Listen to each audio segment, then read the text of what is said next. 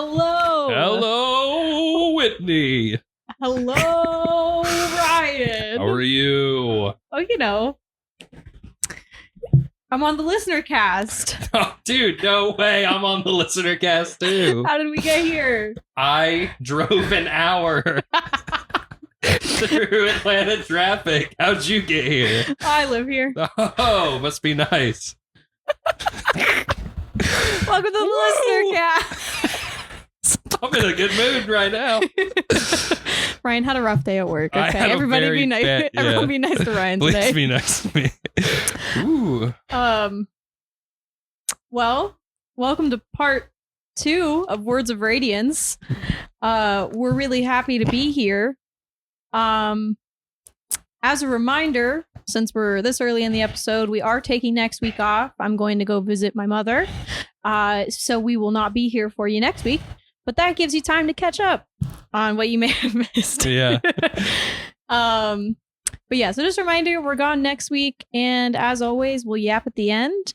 And yeah, thanks for being here. We're going to get into part 2 of Words of Radiance. Yes. Yeah. Interlude 1. Eshonai finds herself back at Narak and goes to the Hall of Art. Disappointed that they still cannot attract Spren, she meets with her sister Venli. Venli informs her that she has found the way to change into storm form, and they decide they're going to try it out. They're going to try it out. They're going to try it out. Yeah.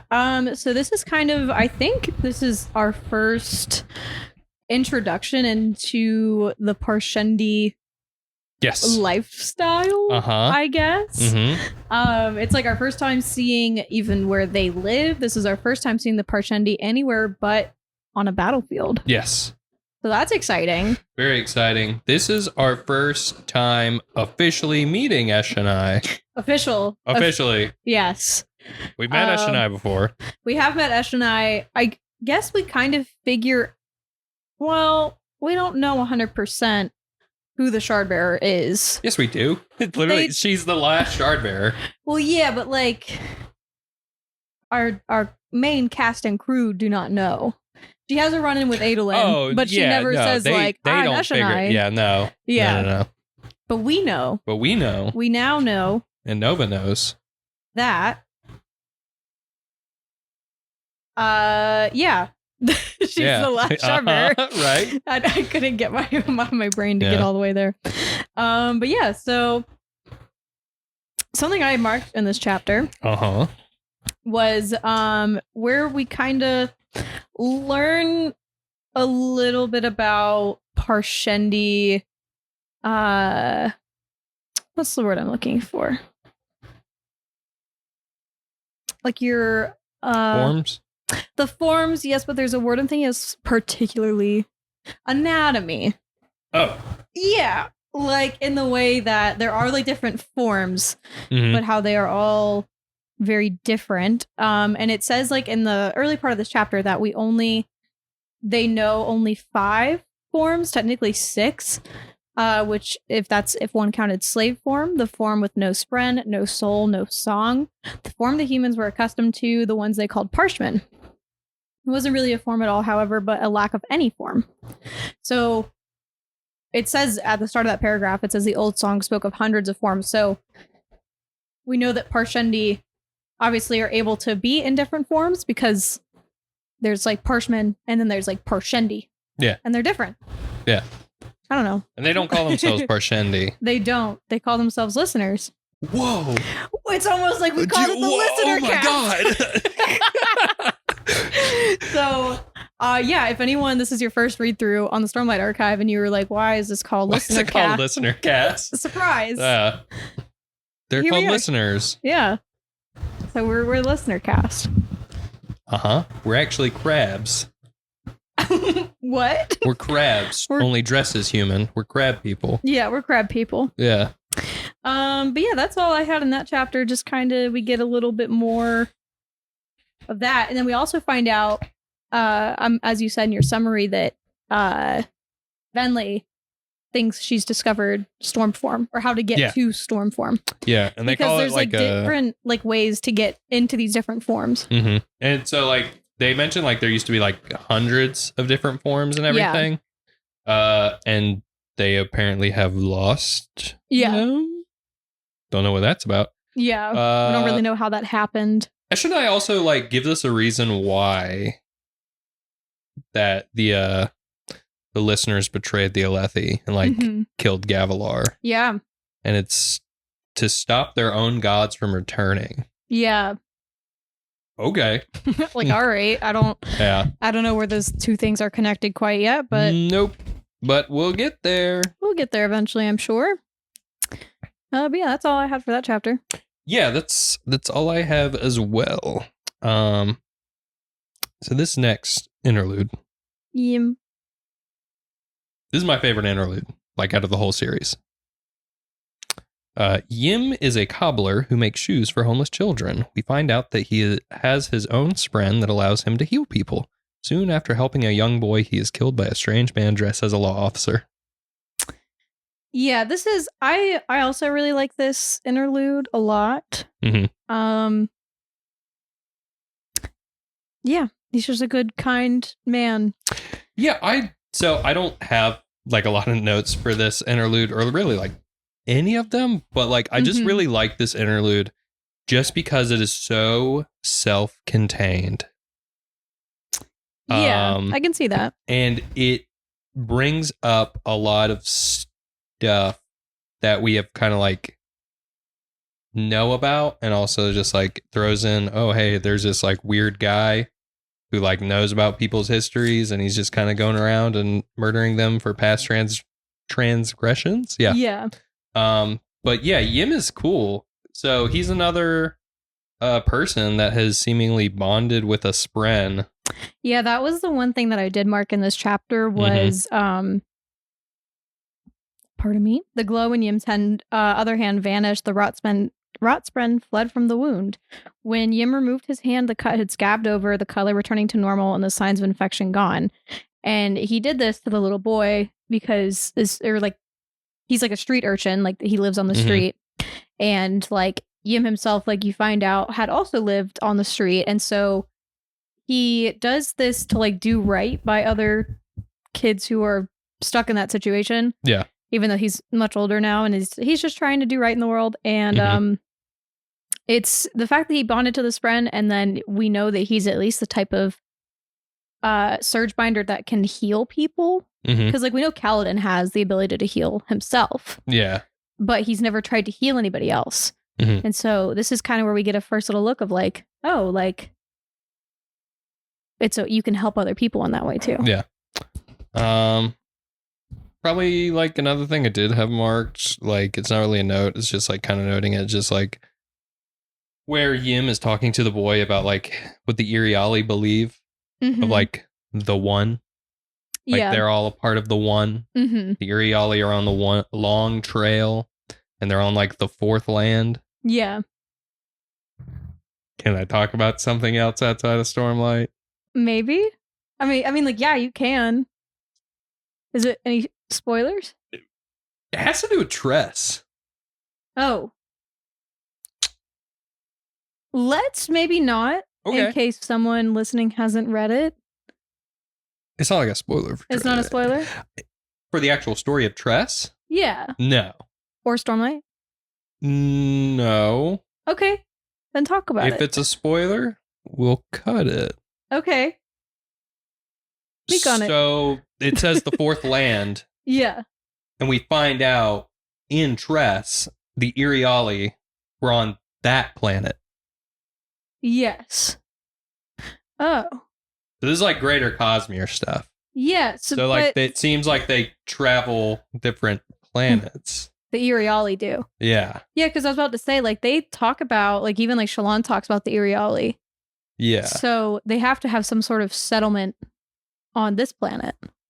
Well, yeah, because they're on this planet. Well, yeah, but you said Tress is on a different planet. Tress is on a different planet. But they're also there. They were there. They were. They left. They world hop. Yes. Wow. Wow. I've never made that connect. I also read Tress so long ago now, I wouldn't have even thought about that. Yeah. Can we leave that in? Is that a spoiler? Yeah, I don't think that's a spoiler. Okay, cool. The Uriali aren't really from this planet. Or they are? Or they are. Well, they're not. It says this is the fourth land. Oh. Yeah. Oh. So this is, I guess, the fourth planet. Place they've moved to. Interesting. If someone considers that a spoiler, I'm sorry. I don't really consider that a spoiler, though. I don't think it is. That's like Greater Cosmere stuff, and that's more of just like, hey, piece this together if you want to, because it doesn't really have an effect on like the actual narrative. No, and like we don't really, I don't know, we haven't gotten really like an Uriali story yet. No. So we don't really know about that. I don't know. Anyways, that's cool though. Is that what you texted me about the other day? What did I text you? You texted me something being like, I made a connection. No, I will tell you about that later. Okay. It's something completely different, actually. Okay. All right. Ryan's out here making connects. It's a really obvious connect, the one later, but it's okay. I've probably missed it, to be honest. Okay. All right. You ready? Yeah. For Interlude 3? Yeah. Risen. We're back. She's back. She's so back. Dude, I love this interlude. I don't have any notes in this interlude, but I love this interlude. It's like the interludes are straightforward, you know. We say that about everything. We're like, oh, it's a pretty straightforward chapter. Yeah, and then we talk about it anyway. Yeah. Risen is at the Reshi Isles and is under instruction by her Baps to trade in his stead. After failing to convince the king of the island, she decides to talk to the island itself. An accident occurs, and she falls and loses the ability to walk. However, in return, the island gifts her a Larkin. Yeah. It's a little friend. She gets a little guy. I hate this. Yeah, so I think this is cool that we get kind of a look at, like, we've heard about the Reshi people. Yeah. In just other passings, whatever. So it's cool to kind of see where they actually live, and then also to find out that they basically live on giant santhids or just like big turtles. Giant turtle. Like, no, giant. They're like giant hermit crabs. Yeah. Yeah. So they live on creatures. Yeah. Large beasts. They live on the back of large beasts that move around, and if the beasts get too close to each other, they war with the people on the back of the other beast. Yep.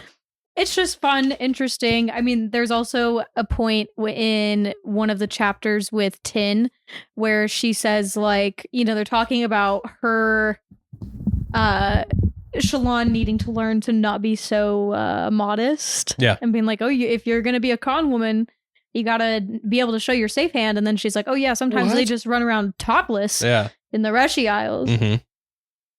So, I don't know. We get a little callback.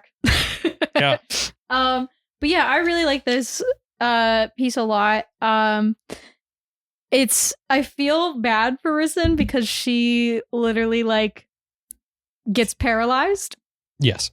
And she did what she did thinking she needed to do it to earn the respect of like the king and the island, when really it was gonna go fine regardless because her Basques had like set it up correctly. Mm-hmm. So yeah. Did you notice Axes shows up in this chapter? Axes, the Amian? Yeah. Mm-hmm. Was Axes in the last book? Yeah. Where? He was also an interlude. You remember he woke up drunk. Oh, and that's Axes? Yeah. Oh. Huh. I'd never connected the two, to be so honest with you. Yeah, he's the Amian they meet in this, and the dude is just like, don't talk to him. He's like a devil or something. Yeah. Oh. Yeah. Yeah, no, I never connected the two. Do you have anything else to say about that? No. Gets a cool little thing. Little dragon. Like, yeah. I talked about it last episode. Mm-hmm. Kaladin sees like a Larkin in a jar on Elikar's desk. Yeah. So like because they talk about it like, oh, a Larkin like is, even a dead Larkin is like a prized thing. Yeah, for some reason. They're thought to be like mostly extinct, right? Yeah. So she's got She had her tongue sticking out. Interlude 4. Last Legion. Eshonai visits her mother, who is experiencing a dementia-like illness. Eshonai then leaves and attends a meeting with the Five. They are the leaders of the listeners. At the meeting, they decide Eshonai will be the first to take on storm form. Yeah. I ain't got nothing for this one. I actually marked 2 things in here. Okay. So seemingly what we're learning from this interlude, it says, they decide she's going to be doing storm form. Eshonai picks up a gemstone, staring into its depths. It was a large one, about a third the size of her fist, though gemstones didn't have to be large to trap a spren inside. She hated trapping them. The right way was to go into the high storm with the proper attitude, singing the proper song to attract the proper spren. You bonded it in the fury of the raging storm and were reborn with a new body. People had been doing this since the arrival of the first winds. So they, there's 2 ways to get the spren that you need to change your form, seemingly as a Parshendi, where you can either trap it or you can go into the storm and come out different. I just think that's interesting because, obviously with the spren that we've seen so far between Pattern and Syl and even Yasna's spren, we didn't really, they're not captured. They just kind of hang out. Yeah. So it's interesting that there is a way to control them by doing that as well. Let's see. Oh yeah, the other thing that I marked here is when her mom says, "Oh, I found some of your things." And Eshonai goes into the building and it's her maps. And she says from those early days, and she says, without meaning to, she attuned remembrance. Days spent hiking across the wilderness of what the humans called Natin, passing through forests and jungles, drawing her own maps and expanding the world. She'd started alone, but her discoveries had excited an entire people. Soon, though still in her teenage years, she'd been leading entire expeditions to find new rivers, new ruins, new spren, new plants, and humans. In a way, this was all her fault. So this is we learned in the last book that Gavilar was on an expedition when he met the Parshendi originally. And so we're bridging the gap. Yes. That's all. That's all. That's all I have. Which is probably part of the reason why she wants to talk to Dalinar. Yeah. Yeah. Yeah. Yeah. All right. That's what I got there. Cool.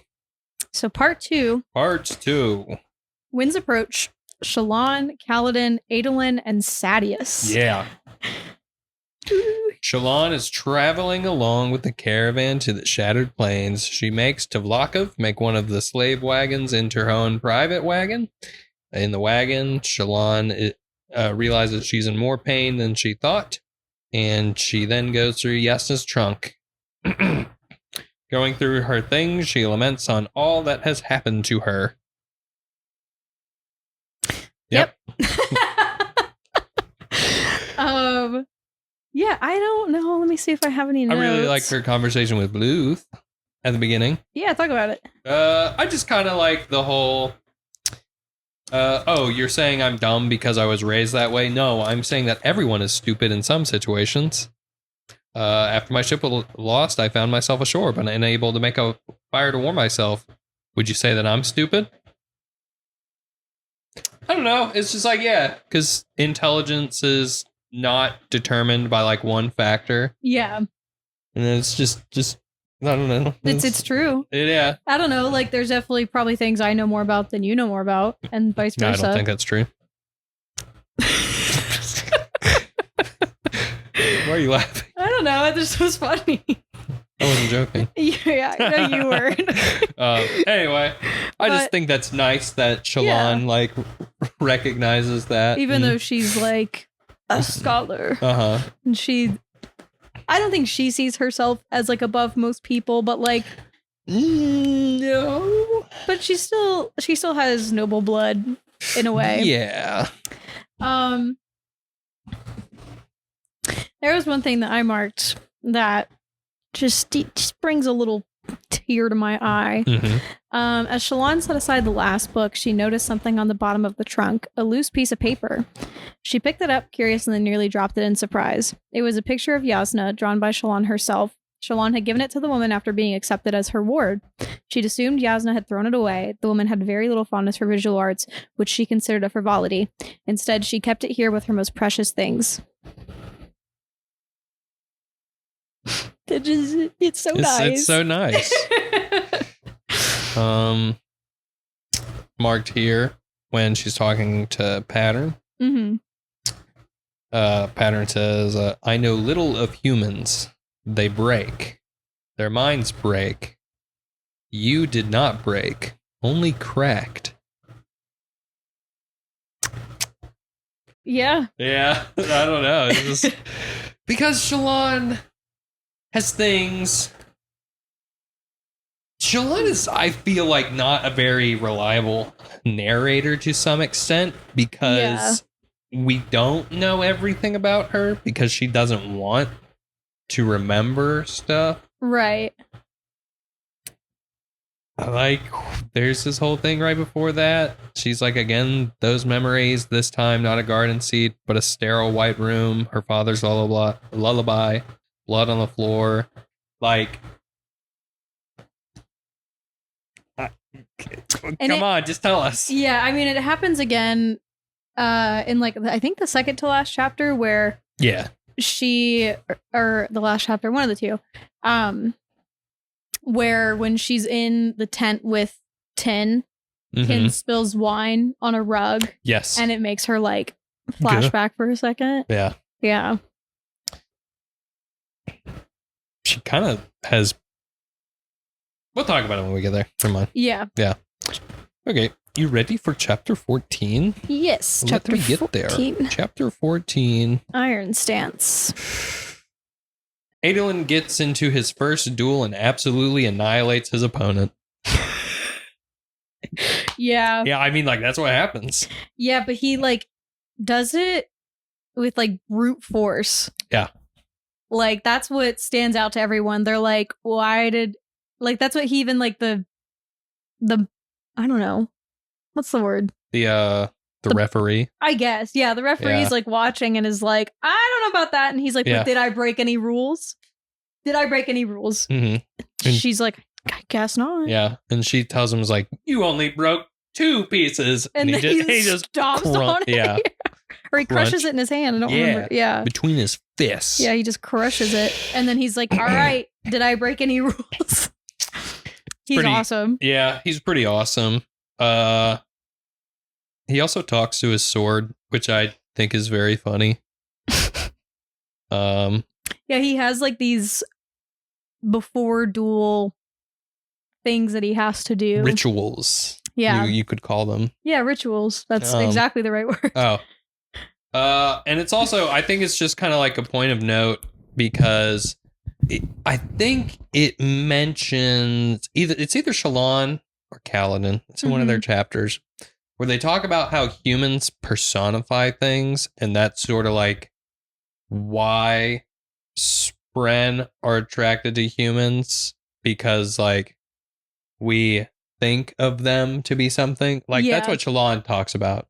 Yeah. And here's a perfect example of Adolin personifying his sword. Yeah. Because people do personify things, and I find it very interesting. Like, even we kind of do it like unconsciously. Yeah. Yeah. Yeah. I don't know. It's just neat. It is neat. And then he ate chicken beforehand. He ate chicken. He has his mother's necklace. And he talked to the sword. Love it. Yeah, I don't have any notes in that chapter. Yeah, it's just a brutal pit fight. Yeah. Yeah. Chapter 15, A Hand with the Tower. Shallan realizes that Tvlakov can't be completely trusted, so she puts him in his place. Through using the information that Pattern relayed to her, and through the means of light weaving, she intimidates him and makes sure he doesn't try any funny business. Bluth returns and tells them that there are deserters nearby. Yeah, I'm looking to see if I have any notes. I don't really have anything in here because it's kind of a short chapter. It is short, and then like, I mean, you hit every thing on the head there. Sorry. No, I mean that's the point. I did have marked here that like I think we touched on it last week that it's basically like confirmed that Pattern can't like make himself not visible like Syl can. Mm-hmm. He can just like hide really well because he can make him like self smaller and bigger and just kind of like slide across surfaces. Yeah. But he can mimic people like perfectly. Yeah. That's pretty cool. He can That's going to come in handy. Yeah, he can just like copy someone's voice directly. What light weaving does she use on him? I'm trying to remember. She just makes herself like look better. Look more regal. Yeah. Yeah. Which comes in handy a couple times in this part. Yes. So it's cool. That's like we get our first look at, because like really all we got was the plants in the last part, or her being able to turn the deck of the ship green, and then now she's able to completely change her appearance, but not even like physically, but her perception. Yeah. The perception of her appearance to other people. I'm like trying to think the right way to word that. But yeah. Yeah. Yeah. Yeah. All right. Chapter 16, Swordmaster. Kaladin and crew go to guard the Kholin boys at the practice yard. Kaladin meets Zahel, who seems different from the other Ardents. Adolin then calls Zahel and gets him to be Renarin's master. I love Zahel. Can we talk about Zahel? Nope. Okay. Like we can talk about him, but we can't talk about Zahel. Yeah. I think he's a cool guy. I think he's a funny old man. I had marked here that a few all dark-eyed had started eating with Bridge 4. They'd asked Bridge 4 for Bridge 4 patches, and Kaladin had gotten them some, but ordered them to put their Cobalt Guard patches on the other shoulder and continue to wear them as a mark of pride. So, I just thought it was really nice that even though like a good chunk of the Cobalt, I'm having a really hard time talking today. Sorry. The old Cobalt Guard, like,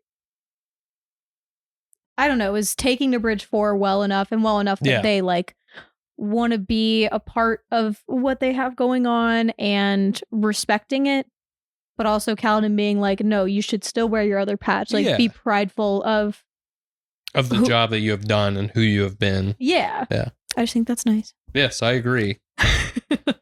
I'm trying to think. I'm trying to see. Is this where Zahel's just like, oh, have you fought a shard bearer before? No, that's not this chapter. No, that's like the next Kaladin one, I'm pretty sure. Right? Yeah, this is where they just meet Zahel. This is where like Kaladin sees him and he kind of like sizes him up. And he's like, or he's, yeah. Yeah, okay. He sizes him up and he's like, who are you? You don't look like the other Ardents. And he's like, don't worry about it. Like, I'm not going to hurt your prince. You're being weird. Oh, yeah. And Kaladin has that conversation with Syl, where he's like, you do not like shard blades. And she's like, no, they're like abominations. And Kaladin's just like, but the Radiance had shard blades. And she's like, it's not the same. Yeah. So we're not sure what that means. Who knows? That's all I got for that chapter, though. Yeah. Chapter 17, A Pattern. Shallan talks and sketches Bluth to restart her collection. After that conversation with him goes nowhere, she talks to Pattern about her powers and realizes that she's healing herself by breathing in stormlight.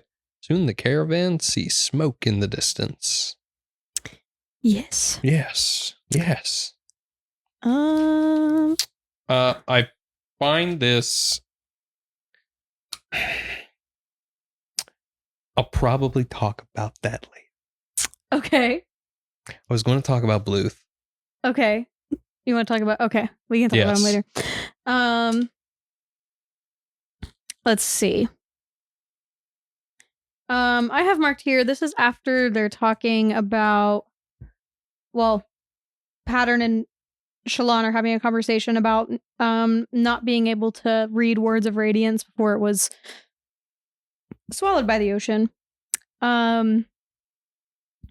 She is thinking, they're thinking about, she's looking at her spears, seeing them grow dim and like need to be reinfused. She thinks, what would happen if the high storm came and if they hadn't caught up to the group ahead? Would the deserters push through the storm itself to reach them and potentially the safety of their wagons? And she says, storms, what a mess. She needed an edge. The Knights Radiant formed a bond with Spren, Shallan said, more to herself than to Pattern. It was a symbiotic relationship like a little Kremling who lives in the shellbark. The Kremling cleans off the lichen, getting food, but also keeping the shellbark clean. And Pattern is buzzed in confusion. Am I the shellbark or the Kremling? And Shallan says either. Turning the diamond spear in her fingers, the tiny gemstone trapped inside glowed with a vigilant light suspended in glass. The surges, the forces that run the world, are more pliable to Spren, or, well, since Spren are pieces of those surges, maybe it's that the Spren are better at influencing one another. Our bond gives me the ability to manipulate one of the surges, in this case, the light, the power of illumination. And Pattern says lies and truths.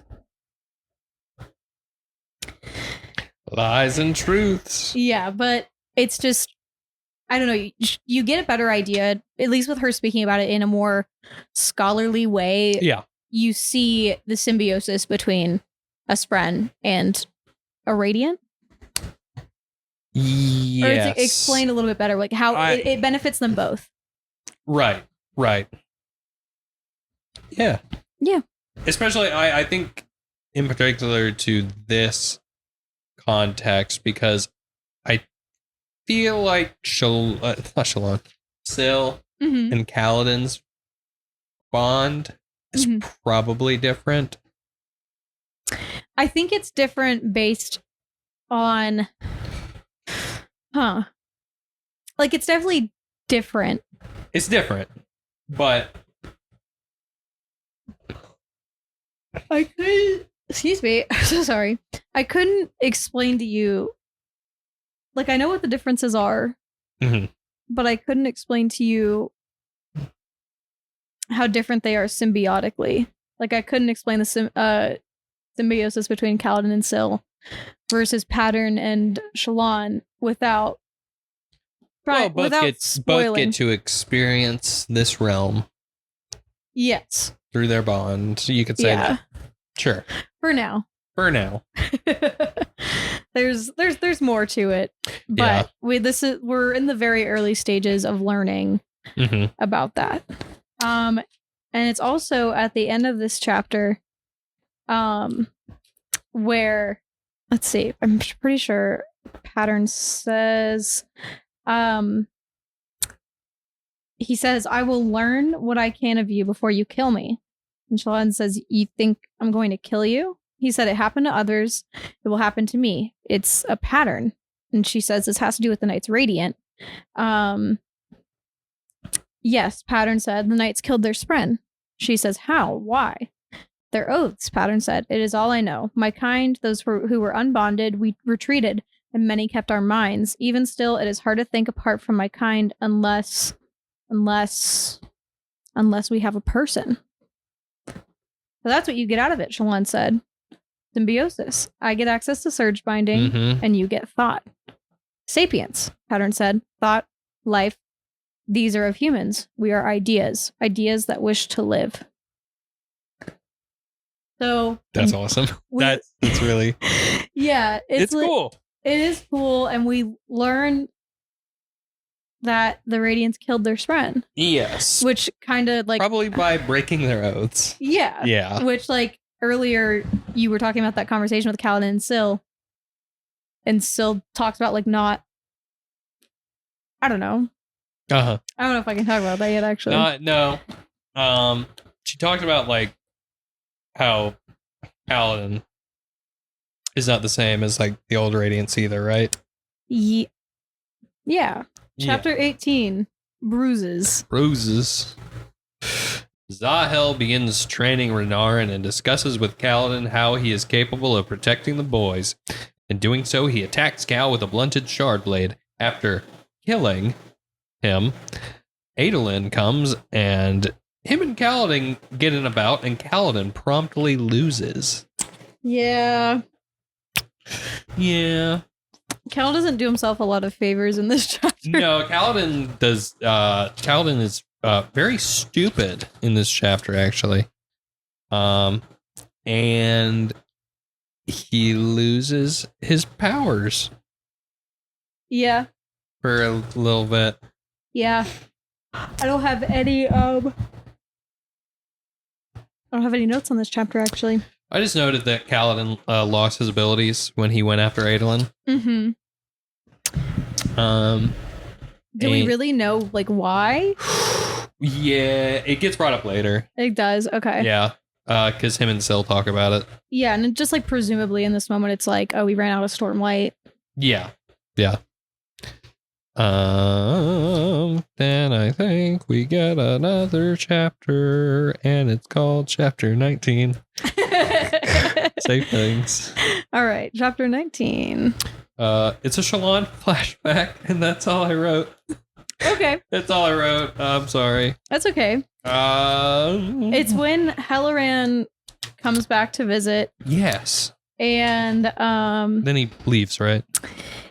Yeah, he comes and he's like, "Oh, I brought something for you, Shallan." And apparently this is at a point where she like hasn't spoken for a long amount of time. And so he because her dad killed her mom. Yeah, and so Halloran brings her art supplies and is like, "Hey, like let's draw." And she starts drawing corpses and murder and things. And then Halloran's like, "Why don't we how about we don't do that?" Yeah. And then her father comes out and he's like being nasty as per usual. And then something formed in Halloran's hand, a line of mist that coalesced into silvery steel. A blade some 6 feet long, curved and thick, with the side that wasn't sharp rising into the shape like burning flames or perhaps ripples of water. It had a gemstone at the pommel, and as light reflected off the metal, the ridges seemed to move. Halloran was a shard bearer. How? When? And so he says to his father, "You are a vile corruption upon this house. I should shove this through your chest. To do so would be a mercy." But yeah, so Halloran is a shard bearer. Yeah. Do you know what I like about these Shallan flashbacks? What's that? They're kind of gothic. Okay. Do you want to elaborate on that? Yeah, so a lot of like gothic literature kind of has to deal with what's it called? It's the something of place. Mm-hmm.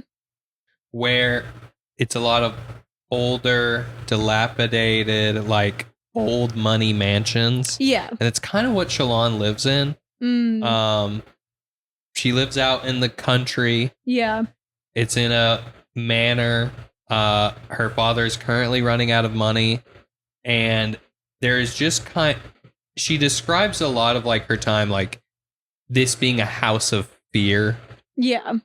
For like who her father is, for her own like past that still like is infecting her to this day, even though she's no longer in that place. Yeah. She worries about her brothers that are still in that place and everything. Is this like making... No, I get what you're saying. Like, it's hitting a lot of like classic like gothic very tropes. Southern Gothic. Yeah. Not even Southern Gothic, just Gothic literature in general. Yeah. I don't know. I just kind of like was like, this is kind of like Gothic in nature.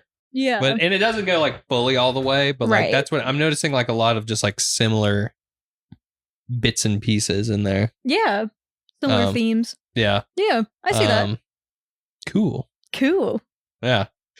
Yeah, no. I was just I think it's pretty neat that we get firstly, I'll say this. I'm really liking these Shallan flashbacks kind of more than the Kaladin flashbacks in the first book. Okay. Kind of because they're shorter. Fair. And I think they're more interesting in a different ways. Okay. I think both of them have merit. But I feel like I enjoy these flashbacks more. And that might be because I just enjoy Shallan more. hey, whatever floats your boat, that's okay. Mm-hmm. You're allowed. Yeah, I don't have anything else marked besides the fact that Helleran's a Shardbearer. Yep, and he leaves. Yep. Bye-bye. All right, chapter 20, The Coldness of Clarity. The Coldness of Clarity. Shallan meets a funny little lady and offers her caravan protection if she can join her. The woman is not impressed with her, and Shallan shows her by convincing the deserters that have been following them to protect them all from bandits currently attacking. Is it Tin she speaks to initially? Yeah. Oh. Did not get that vibe. I don't know. I thought it was 10. It's a lady. I don't know if it's 10, but I don't know. I'm pretty sure it's 10. Yeah, probably. Yeah.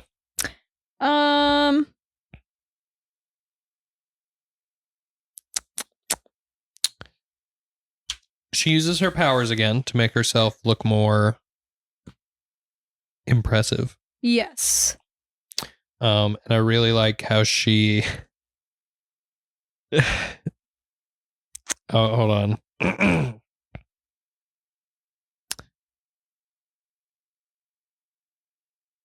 Is this where we meet him?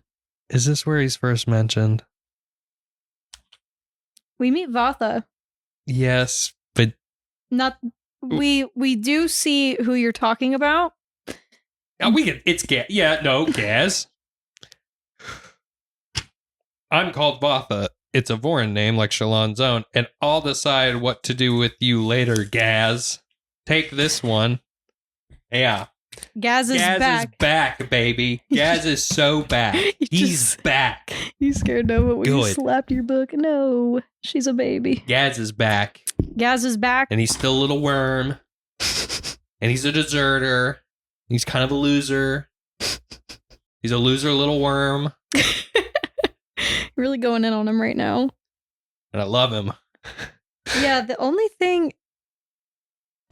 I don't know what I marked when I marked this. I don't know what I meant. Well, you don't know what you meant. I don't know what I meant. What'd you put? I marked the part where she said, bandits, they're attacking our friends in the caravan just 2 hills over. It's a slaughter. I said I'd seen soldiers back here moving towards the shattered plains. Nobody believed me. Please, you must help. Again, they just stared at her, a little like the mink wandering into the white spine's den and asking when dinner is, she thought. Finally, the men shuffled uneasily and turned toward the man in the center. And then Vatha goes, bandits, you say? Voice empty of emotion. So I don't know what my point I was going to make there was, but it was something. Just, I guess, the fact that she so boldly was just like... Yeah. She's like, let me lie. Yeah. Yeah. That's her whole thing. Lies. Lies. As Pattern would say. Like all women. Okay. Liars. Cretins. Have you ever been called a cretin? Cretin? I'm pretty sure it's cretin. Can't say I've been called either. Cretin. I don't have anything else noted for that chapter. You noticed Bluth. Bluth was looking at a piece of paper. Yeah. Yeah. Okay. Chapter 21, Ashes. It's the aftermath of the battle. Bluth has fallen, and Shallan sends him up a prayer. The deserters join her, and she says that she will protect them. The caravan then offers the heroes their thanks. So, I'll get it. This really turns you around on Bluth, huh? Yeah. Just like that. Because she draws Bluth as what he could be. Mm-hmm. And at first he didn't react. But then after Shallan goes and sees oh, he was looking at this drawing. Yeah. You realize, oh, he knew that this is someone he could be too. And even went and ripped it out of her notebook. Yeah. Yeah. And in the end, he kind of died that hero. Yeah. Well, the hero that he thought they all were and everything. The hero that he thought he could be. Yeah, and they were heroes. Like, Shallan's intent was to save herself and those people. And by making the deserters believe they are heroes, did fulfill her needs, but also it did help them. So, yes. Yeah. I think that's really nice. I think it's very, very sweet. And I agree. And it makes you kind of do a full 180 on this character who we have previously seen be kind of a jerk. Yeah. Yeah. I agree. Mm-hmm. Yeah. Yeah. Yeah, it's a very sweet moment where she sees that he has that and she's like, man. I did point out, or I marked here, where after they're saved, everything's fine. Shallan looks up. Let's see. She says, the Almighty preserved us. And then Tvlakv says, the Almighty is a farce. And Shallan says, you should hope he is. For if he is not, then damnation itself awaits men like you. She inspected the cage, 5 slaves in grimy clothing huddled inside, each one looking alone, though they were crammed in close. And she said, these are mine now. Mm-hmm. And he says, what? You can't. And she says, I saved your life, you oily little man. Mm-hmm. You will give me these slaves in payment, due and recompense for my soldiers protecting you and your worthless life. And he says, this is robbery. And she says, this is justice. If it bothers you, submit a grievance with the king in the Shattered Plains once we arrive. And I just, I like that she stands up to Tvlakv because he is an oily little man. He has been from the start. And then also, she frees these slaves. She's a girl boss. She's a girl boss. Yeah, exactly. Man, I love Shallan. She's my favorite character. What can I say? Yeah. She really, she didn't really do, too much in this last book, but already she's doing a lot. Yeah. And it kind of is showing her character's growing a lot very fast. Mm-hmm. And it's about to grow even more. I know. Okay. Do you have anything else? That's all I got.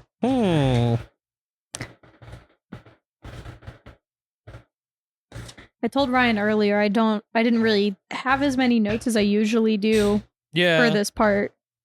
Same. I do like at the end when the woman goes and gives Gaz that prayer from all the caravan workers and they burn it and everything. Yeah. It's kind of like they see themselves as heroes and everything. Mm-hmm. And also man, Gaz, talk about people who we'll get there. We'll get there. All right, chapter 22, Lights in the Storm. Lights in the Storm. Kaladin is guarding the Kholins during a high storm, after which Cal talks to Dalinar about his history with Amaram, and the High Prince says he needs evidence, as Amaram is a very honorable man. Cal and Syl discuss the conversation and have a little spat. Kaladin goes back to the barracks, and Lopin has brought his cousin to join Bridge 4. Punio. Suddenly, Natum runs in and tells Kaladin there's been an assassin. Yeah. I don't really have anything in the first part of this chapter at all. If you have any notes. I like that Adolin is reading a fashion magazine. I like that a lot, actually. Yeah, it's very funny. But other than that, nothing too much. It's a very straightforward chapter. Yeah, what'd you have? I just marked when he's having his conversation with Dalinar, telling him about Amaram. And Dalinar says, do you have any proof? He says, you understand that I can't take one man's word on something of this nature. And Kaladin responds with, one dark-eyed man's word, you mean? And Dalinar says, it's not the color of your eyes that is the problem, but the severity of your accusation. The words you speak are dangerous. Do you have any proof, soldier? And then Kaladin's like, there were others, in his personal guard, whatever, blah, blah. But I like that Dalinar is not like, it is not me being discriminatory, but this is a very severe accusation. Yeah. I just like that. It's honorable. Mm-hmm. He's not like, he doesn't not believe Kaladin because he's a Dark Eyes. He doesn't believe him because he's like, Amaran's like the most honorable dude I know. Like, yeah. I would need proof of this. Right. That's all. Yeah. Makes sense. Yeah, but I could definitely see where other high princes would take what Kaladin's saying and being like, well, I can't take your word for it because you're a Dark Eyes. Yeah. So, I also marked here at the end when Kaladin has this interaction with Shen. Oh, yeah. Shen looks at him and Kaladin asks, is there something you wanted? And Shen says, am I really Bridge 4? And Cal says, of course you are. He says, where is my spear? Kaladin looks Shen in the eyes. He says, what do you think? He says, I think I am not Bridge 4. I'm Bridge 4's slave. It was like a punch to Kaladin's gut. He hardly heard a dozen words out of this man during their time together, and now this. The words smarted either way. Here was a man who, unlike the others, wasn't welcome to leave and make his way in the world. Dalinar had freed the rest of Bridge 4, but a Parshman, he'd be a slave no matter where he went or what he did.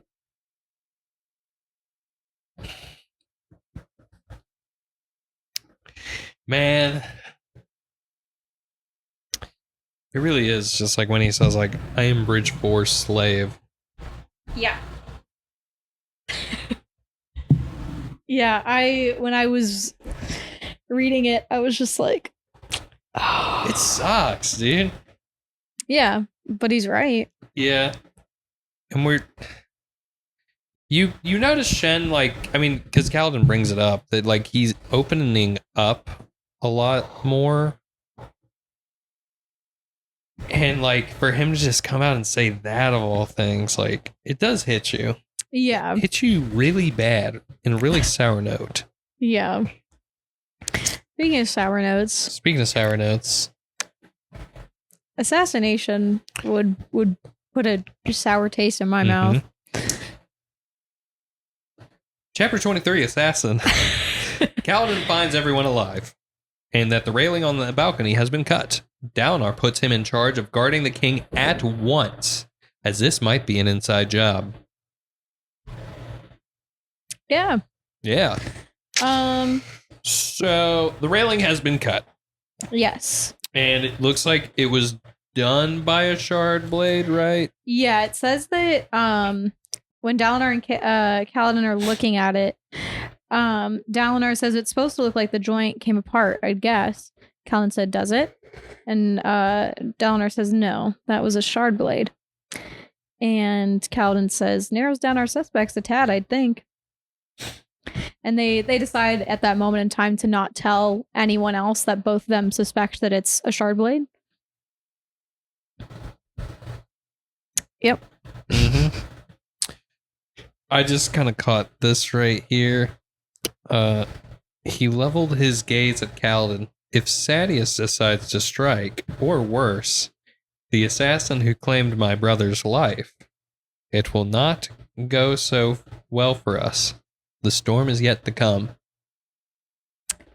And then you never believe who shows back up at the end of this part. Here's the thing. You never believe who shows back up at the end of this part. And number two, you never guess that he shows up at the end of a storm. Huh? That's crazy, huh? Right?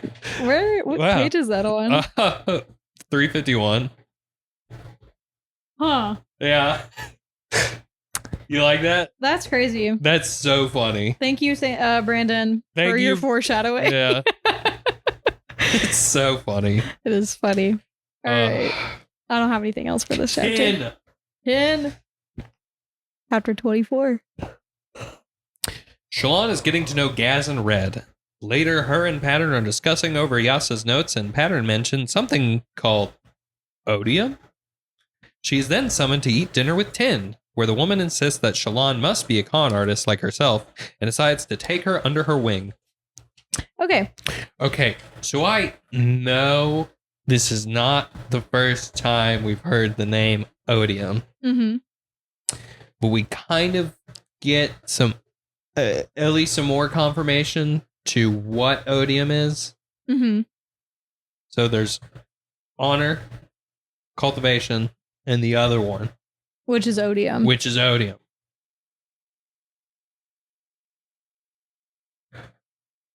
I love that it's such a mystery. I love that we never get answers so long.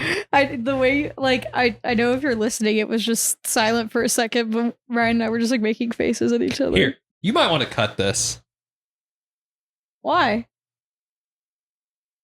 That's you said exactly what we know. I'm stopping myself from saying something else. Okay. Oh man. All right, so we meet Gaz again. We meet Gaz in a new light. We do. Yeah.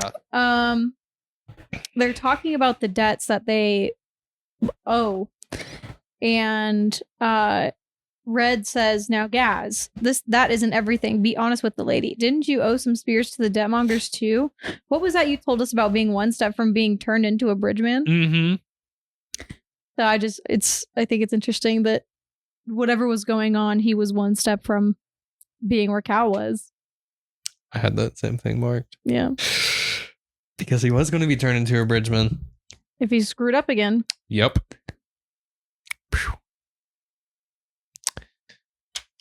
I didn't really have anything else besides what I wrote about with this. Oh, no, I did have something. What'd you have? It's when Pattern and Shallan are talking. And Pattern, let's see. Is it the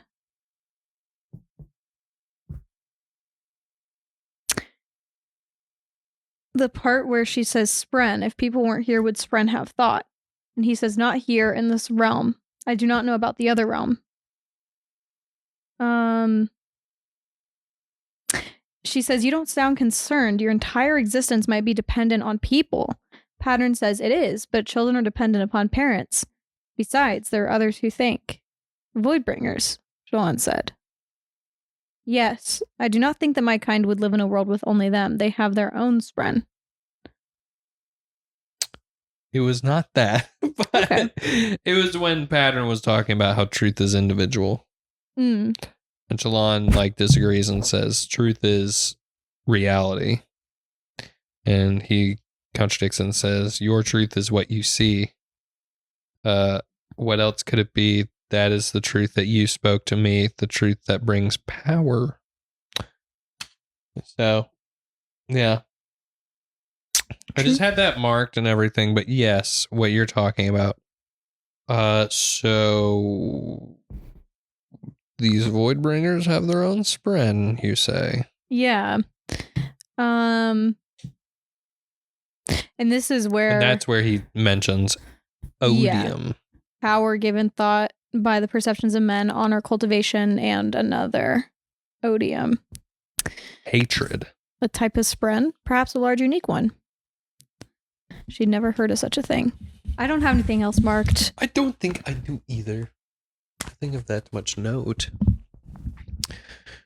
So would you like to move on?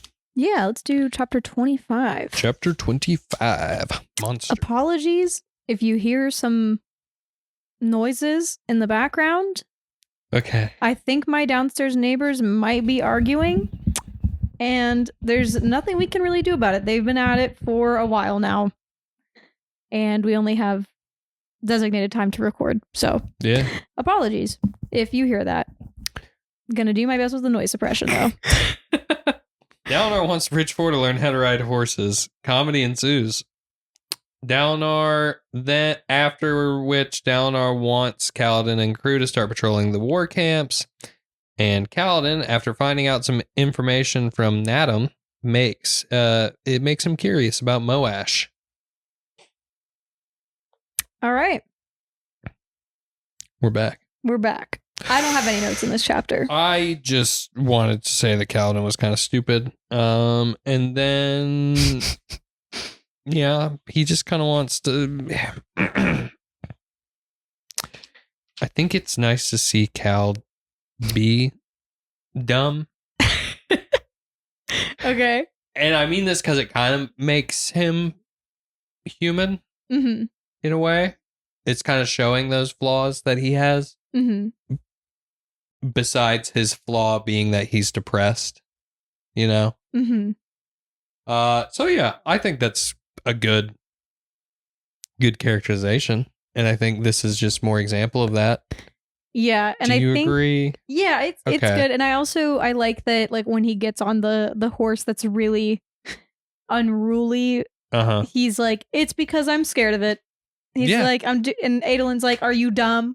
He's like, why are you doing this? And he's like, I'm not doing it because I know that, like, you're just egging me on. And I know that you want me to do something dumb, but I'm scared of this thing. Yeah. And so to face my fear, I'm just going to get on this thing that is scaring the crap out of me. So. And he uses Stormlight to, like, stick himself to the seat. Which is very funny. Yeah. I feel like his spine had to be messed up after that. Yes. Like, I've been thrown off a horse before. Have you really? Yeah. I used to ride horses, like... You're an equestrian. So I did go to a boarding school for a year. I was in our equestrian club when I did that. But I also, when I was like 12, 13 years old and we lived in the mountains, I volunteered at this barn. And, like, part of how they made their money was by offering horseback lessons. Not lessons, or just like a trail ride. Like, you go out on a trail ride, or like little kids, you know, we'd like put them on a smaller horse and like take them around in a circle and like up on the trail a little bit. But like adults, we do like a full like guided trail ride. Right. And yeah, so I was around horses a lot. I trained a deaf horse at one point. That's cool. Yeah, he was cool. Rad. But yeah, I got thrown off. I've been thrown off a full-size horse, and I've been thrown off of ponies. Because I used to have to train the ponies for the kids because I was really small until I hit puberty, which was very late in my life. I was a really, really small kid. So it was last year. Yeah, it was last year when I turned 24. Yeah, so like I was like 12 and I weighed like 70 pounds. So I could like ride ponies and train them. Cool. But there was one named Roscoe that was so mean. He was mean. And I got thrown off him several times. So it does not feel good to get thrown off of a horse/pony. Horse, no. Pony's still pretty bad. Yeah. Not as far to the ground, but got some kick to it. Yeah. Chapter 26. Yeah, I was like, I don't have anything else. Adolin is fighting the Parshendi with his friend Yakimov. After the battle, Yakimov tells him that people are being persuaded not to duel him, and that it's not wise to be seen around him either. Adolin then finds Renarin after the battle, shook and seemingly not ready for combat. Yeah. I don't have any notes for this chapter. That's so crazy. Yeah, a lot of these chapters are just like, yeah. Yeah, you like write the summary and it's like, okay, great, there's everything we needed to talk about. Unfortunately. Which, I mean, that's okay. I feel like part 3 we're gonna have a lot more to talk about. A lot more happens. Oh yeah. I've already started part 3, and I can tell you, there's already stuff like I wish I was talking about it today. That's why I have to wait until we record whatever part we're doing before I can start the next one. One, because I'm afraid I'm gonna get them confused and I'm gonna accidentally say something that happened in part 3. And 2, because I'm the same way where I'll want to talk about it, but it's not time yet. Anyways, the only thing I have marked is this paragraph, and it says, Adolin smiled and then settled down in a squat beside Yakimov's chair. He couldn't sit in one himself, not in shard plate, so just so he could meet his friend's eyes. The truth is, Yakimov, I'm not really worried about losing my shards. I'm more worried about finding duels in the first place. I can't seem to get any shard bearers to agree to a bout, not at least for shards. And this is where we find out that Sadius has been saying stuff. And he says, Yakimov says, there have been certain inducements going around. Yeah. Promises made to shard bearers if they refused you. And Adolin says, Sadius. And Yakimov inspected his wine. He says, try Araniv. He's been boasting that he's better than the standings to give him credit for. Knowing him, he'll see everyone else refusing, see it as an opportunity to do something spectacular. He's pretty good though. And then that's just the point where we find out that Sadeas is being a rat as per usual. Radius. Ratty. That's funny. Somebody draw that. If you're an artist, I guarantee it already exists. it probably does. But if you're an artist and draw Radius. Well, I'm trying to think. And Eli Radius. I really want to do ribbons for Dragonsteel. I want to like order some ribbons that either just like say Listenercast or like, I don't know if we have any funny sayings. Nasty style. Too tough. I would do one that's for nasty too tough. style is just something we say to each other. We haven't really even said it on the pod. Yeah, that's a bestie joke. Yeah. We call when we go to Utah, we do Utah nasty style. Which means nothing. It means nothing. But we said it last year, and so we're doing nasty style again. But yeah, so I really want to do ribbons. So you just said Radius, and I was like, maybe that could be Radius. I don't know. I'm brainstorming. I have time. But if you see us at Dragonsteel, hypothetically, we'll have ribbons. I'll give you a firm handshake. I'll give you a ribbon. All right, chapter 27. You wouldn't give them a firm... Okay. No, I'm going to give them a gift. You good? Yeah. Yeah, I'm good. I just kind of... Yeah, I'll talk about this. Okay. It's when Adolin finds Renarin, and Adolin thinks that Renarin had like one of his episodes. Yeah. And Renarin just like flat out admits to him, like, I didn't have one of my episodes. I'm just a coward. Yeah. And I find that really like, I love Renarin. I do too. I think he's a character we don't get to see too much throughout the series. But when we do get to see him, it's mostly when he's talking to Adolin. Yeah. Because Adolin is the one that he opens up to the most with, and vice versa. Yeah. Adolin opens up the most to Renarin. And it's moments like this that I just think are really nice and do just kind of see that. Because, like, he can just openly admit to his brother that he's scared. Yeah. I just find that really nice. I agree. I think that is really nice. Anyway, I like sibling things in stories and stuff. I do too. Very sweet. Shallan flashback. Chapter 27, Fabrications to Distract. Shallan is drawing in her gardens. After much time passes, she heads inside to attend a feast. Jushu, her brother, then finds her standing and staring on the stairs, looking where a lockbox is hidden behind a painting. She says, "Do you see the light behind the painting?" Yeah, and this is kind of like what I go back to with that sort of like gothic feel. Yeah, I get it. Like a lockbox behind the painting. A lockbox behind the painting. Mm-hmm. This little girl who has a connection to this lockbox, allegedly, is seeing a light through. It's shining through. I don't know. It's very just paranormal-esque to me. It. But yeah, it's very cool. Jushu is the gambler, right? Yeah, I think so. Yeah. I don't know if we've really talked about that yet, though. I don't think we've really talked about that yet, though. Like, it's been talked about. Yeah, it's been talked about. Like, he kind of gambles, like... No, we haven't. We haven't? No. That comes in later in this book or the next book, probably. I think it's literally... Oh, yeah, it says right here, no cufflinks or belt. They had been fine pieces, each with a glowing gemstone. He'd have gambled those away. But I feel like we get, so he's a gambler, but I feel like we get a later thing where he's really gambled. Oh, yeah. But like that's sort of hinted at. Yeah. Yeah. That he has a gambling issue. Yeah. And also might be a little bit of a lush. A what? A lush. What's that? A drunk. Oh. Yeah. Okay. All right. Chapter 28. Boots. Boots? Boots? Shallan has been practicing accents with Tin and gets the perfect opportunity to try out her horn eater when she meets Kaladin. Kaladin! She finesses him out of his boots. His LOL. boots. LOL. It's written right there. Bro, like... First off, we learned about these funny eye drops that turn light eyes into dark eyes. Mm-hmm. That's cool. I had that noted down. Wait, do you want to talk about these boots? What do you mean? You want to talk about this? I don't know what you want me to talk about. She gets his boots. You want to talk about how our two main characters are colliding and they don't even know it? They don't even know. And this is also where I almost said Shaladin. No.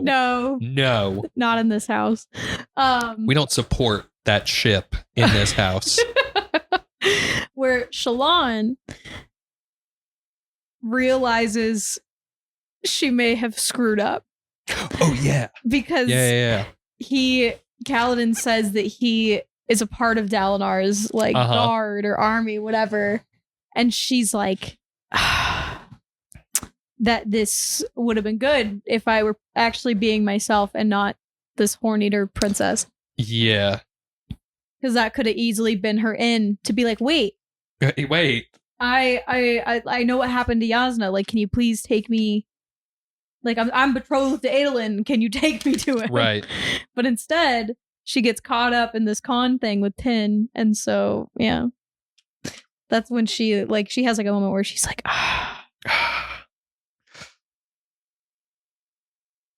That's all I got. Yeah, no. This is like a really short chapter. It's really all that kind of happens in this, huh? Yeah. He gets his boots. She gets his boots. He goes back to the Shattered Plains bootless. With a hole in his sock. Yes. On his heel specifically. The hole on his heel. All right. Chapter 29. Rule of Blood.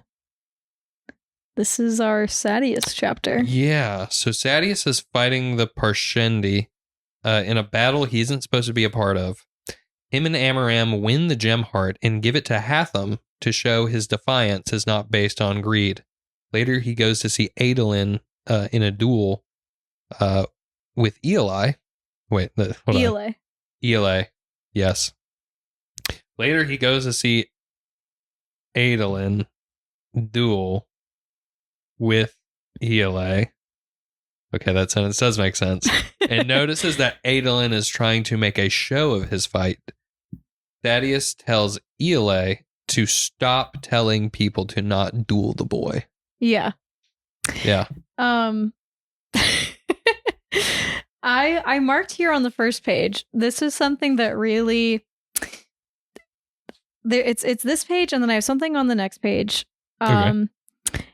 Amaram pointed. A stain had appeared on the plateaus to the west toward the war camps. The banners indicated that Hatham and Roion, the two high princes who were supposed to have gone on this plateau run, had arrived together. They had used bridges like Dalinar's, slow plotting things that had been easy to outrun. One of the advantages of bridge crews that Sadeas preferred was that they needed very little training to function. So, two things that we learn right off the bat here in this chapter. One, Sadeas is not supposed to be here right now. No. Two, he's still using bridgemen. Yeah. That's messed up, man. Yeah. But I also you think he was just going to stop? No. Yeah. But I don't know, he bought out all of his bridgemen. That's a huge cost of buying a bunch of new slaves. Not that he was going to stop in the first place, but it's just something to consider. I don't know. The next thing I would like to bring up is on the second page of this chapter, on the back of the whatever. Case in point. Amaram says, I am duty bound to join you on the battlefield, Your Highness, but I want you to know that I do not approve of our actions here. We should be seeking to bridge our differences with the king and Dalinar, not trying to agitate them further. Zaddy snorted, and he says, don't give me that noble talk. It works fine for others, but I know you for the ruthless bastard you really are. Amaram set his jaw, eyes forward. When they reached their horses, he reached out, hand on Sadeas' arm. Horrell, he said softly, there is so much more to the world than your squabbles. You're right about me, of course. Take that admission with the understanding that to you, above all others, I can speak the truth. Alethkar needs to be strong for what is coming. So, this whole time, Dalinar is like, Amram is the most noble, honest, honorable man that I know. And he admits to Sadeas. Like, Sadeas says, I know what a ruthless bastard you are. And Amram says, yeah, I am. But that's the first time that like the shield that Amram has put up is cracked. That's the first time that we even see him admitting to it. Oh yeah. Like, obviously we know he sucks. Like, we got the scenes where he literally like killed all the Kaladin's men. Yeah. But this is the first time we see it with another like person of nobility. Yeah, no, like, and it's pretty interesting, just like him fully admitting, like, I'm not honorable. I'm a bad guy. Yeah. I am a bad guy. Do you think Sadeas knows the truth about how he got his shard blade? No. No. I feel like Sadeas doesn't. I feel like Amram wouldn't have told anybody. Yeah, like he's going to stay on that lie forever. Yeah. Yeah. Absolutely. But I'm sure Sadeas can just kind of see through the ruse. Yeah. Like, he's a very perceptive guy. I had something marked. Yeah. Kind of at the very beginning of the chapter. And at the end. Yeah, those were my notes. So speak on it. For a moment, he reveled only in the delicious glow of the thrill, the heady euphoria at having spent an hour engaged in the only thing that brought true joy anymore, contending for his life and taking those of enemies lesser than himself. I think that just kind of shows that, man, Sadeas is more messed up than we thought. Yeah. He's kind of like, the only thing that brings him joy is killing. Yeah.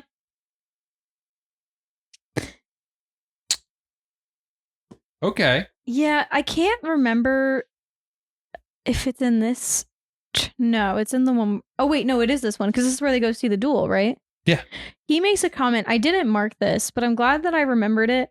He makes a comment when he sees Dalinar's, like, clothing. He makes a comment, like, either in his head, like, I think it's, like, in his, like, train of thought, where he says, yeah, he desperately wishes he could just wear a uniform like that because it's much more comfortable. But he thinks it's a joke that Dalinar and his men dress that way because that's the appropriate clothing for a war. And that's not what game they're playing. Right. And I thought that was like, I was like, man.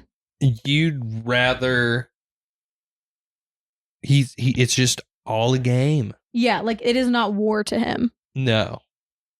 I just think that's crazy. Yeah. I remember reading that and being like, dang. Like I was like, that's cold. Mm-hmm. Because I mean, like even Dalinar. That's tough.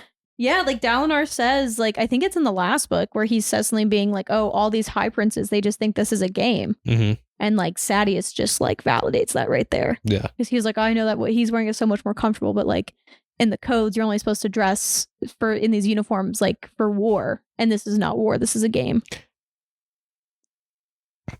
Sadeas is like... He's so cold. He's icy. Sadeas is a rat, okay? Sadeas is a rat. He is cold though. He's cold. That boy cold. He's tough. He is. He's kind of tough. And like he's dude, a very good villain. He is a great villain. Because like he's kind of like he's just kind of evil. Yeah. Just to be evil, just to like kind of get what he wants and everything.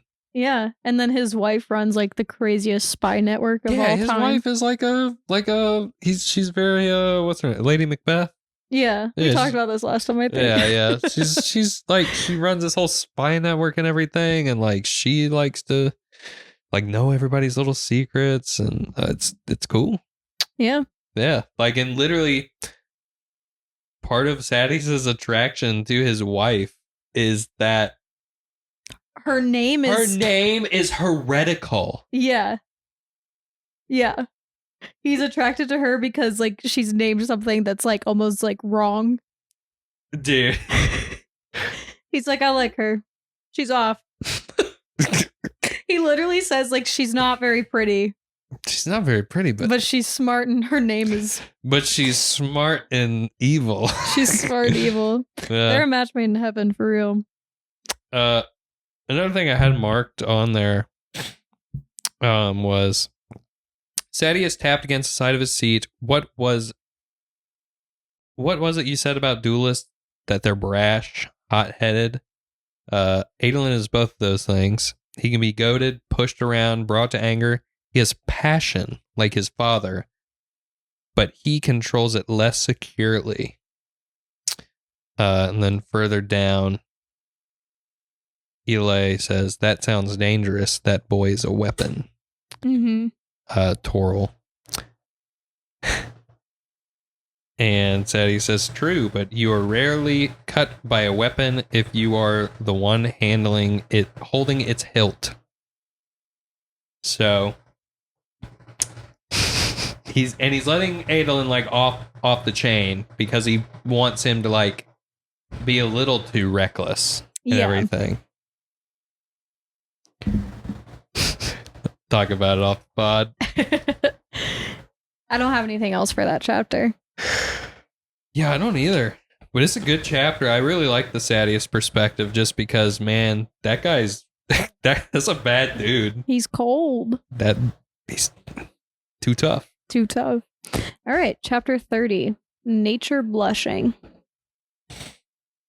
Shallan makes the caravan stop at a lush overhang. She spends her time enjoying the surprise ecosystem and sketches.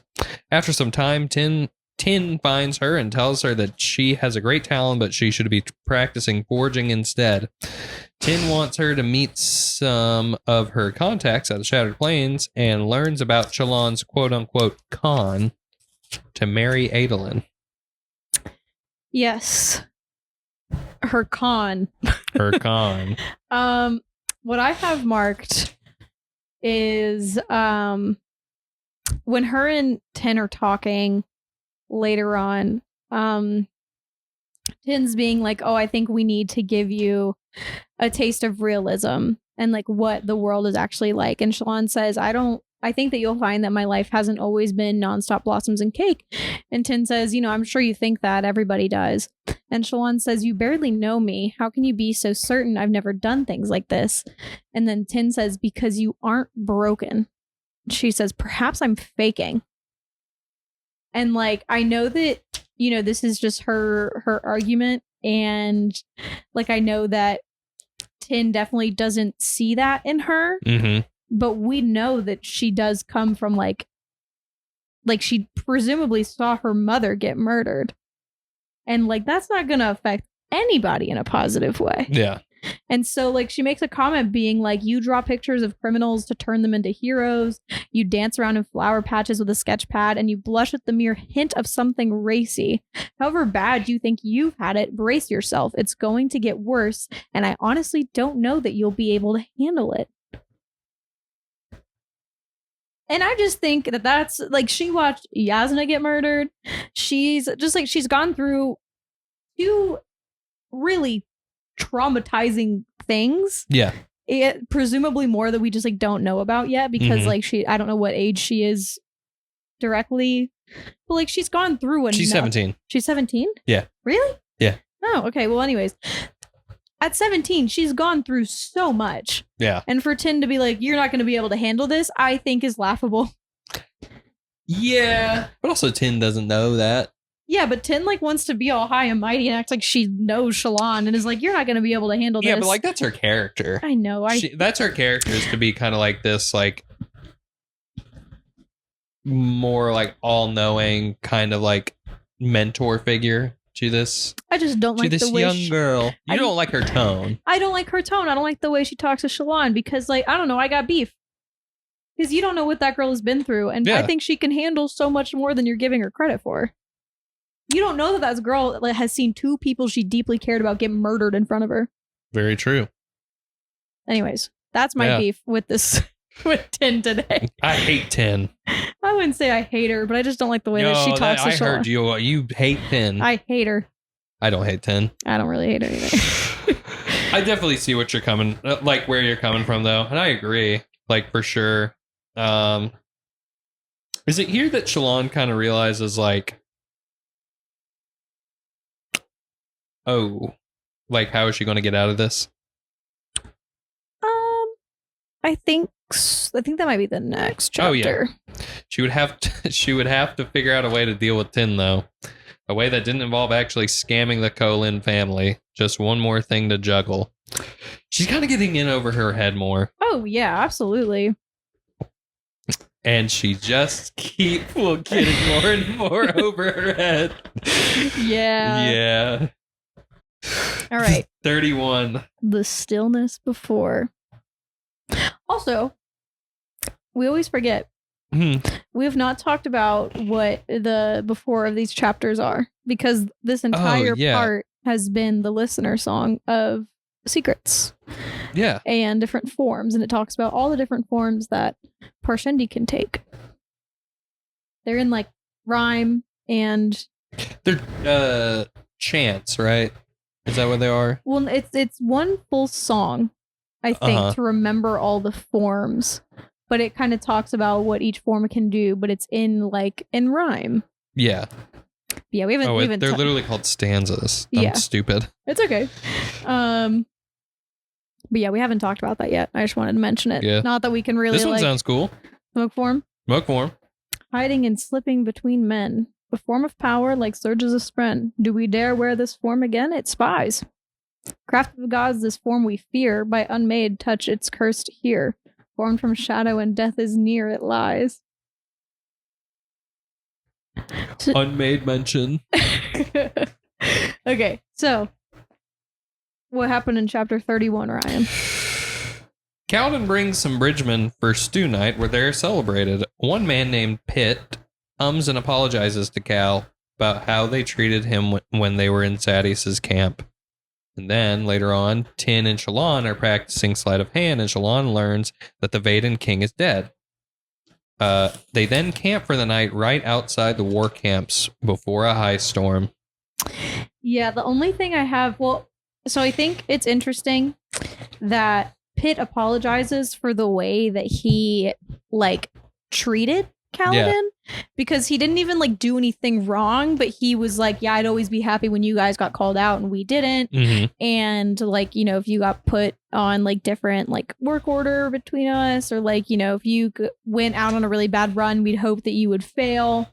Yeah. And I don't know, I thought it was nice that he felt the need to apologize for that. It's very adult. It's very seeing that these other men have grown outside of Bridge 4. Mm-hmm. And then, we also learned, the only thing I had marked genuinely at the end was when Tin says, so you don't know. I thought as much. And Shallan says, there are many things I don't know, Tin. I don't know how to build a wagon. I don't know how to speak Iriali. And I certainly don't know how to prevent you from being annoying. Not that I haven't tried to figure out all three. Tin smiled, eyes closed, and she says, your Vaden king is dead. And then she finds out some of the high princes are dead, and she doesn't know if any of the high princes are her brothers.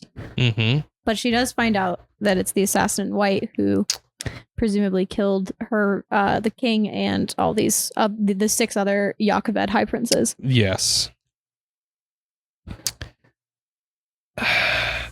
What are you looking for? Ryan's been flipping through his book. Well, leave me alone, woman. I'm listening to you. I know I'm you're just looking for something. Yeah, what are you looking for? Well, if you give me a second, I'll let you know. Okay, so, all right.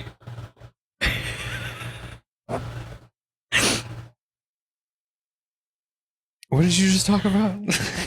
Okay, so you were. I was listening. Just remind me. The king of Yakoved. Oh yeah. Sorry, you bringing up that I was looking for something made me look for something even more, and then forget what you just said. Okay, we were talking about this earlier. If I don't do something right in that moment, I'm going to forget. Because I just did. I'm sorry. What were you looking for, though? I'm so curious now. I was looking for something that had to do with what I had marked down. Okay. What did you have marked down? I'm sorry. I don't even want to share it anymore. No, I think you should. I'm sorry. I can't stop laughing. Okay. Please share.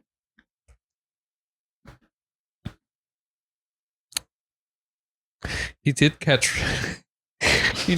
Rock shooing away a lanky man in an Ardent's robe. What was that? Kaladin asked, catching the Horn-Eater as he passed. That one? He keeps loitering here with sketchbook, wants to draw Bridgman. Because we are famous, you see. Kaladin frowned. Strange actions for an Ardent, but then all Ardents were strange, to an extent. He let Rock return to his stew and stepped away from the fire, enjoying the peace. Okay. You know who that Ardent is? Ardent? Wit? It's not Wit. Zoe? Nope. Who? It's a guy from White Sand. Oh. Okay. How do you know that? Because I just do.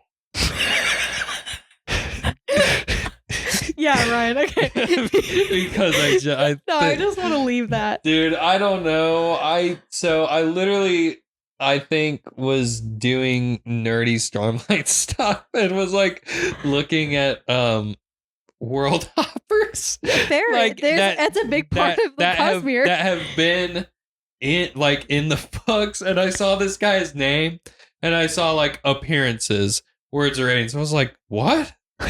Huh?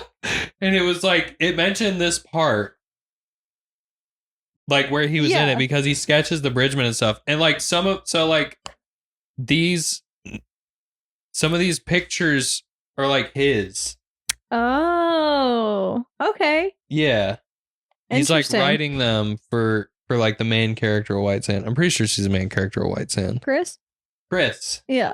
Yeah, he like works for Chris. Okay. Yeah. I've only read part of White Sand. I've not finished it. It's on Kindle Unlimited. I don't have that.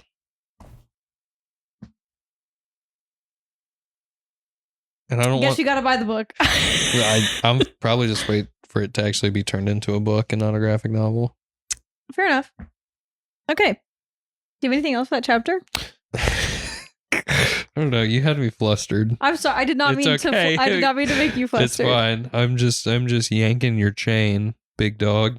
I don't know what. I'm in a goofy mood. I'm sorry. Yeah, we're in a silly, goofy mood today. It's good. You had a rough day at work. Yeah. We can decompress with some goofs and gaffs.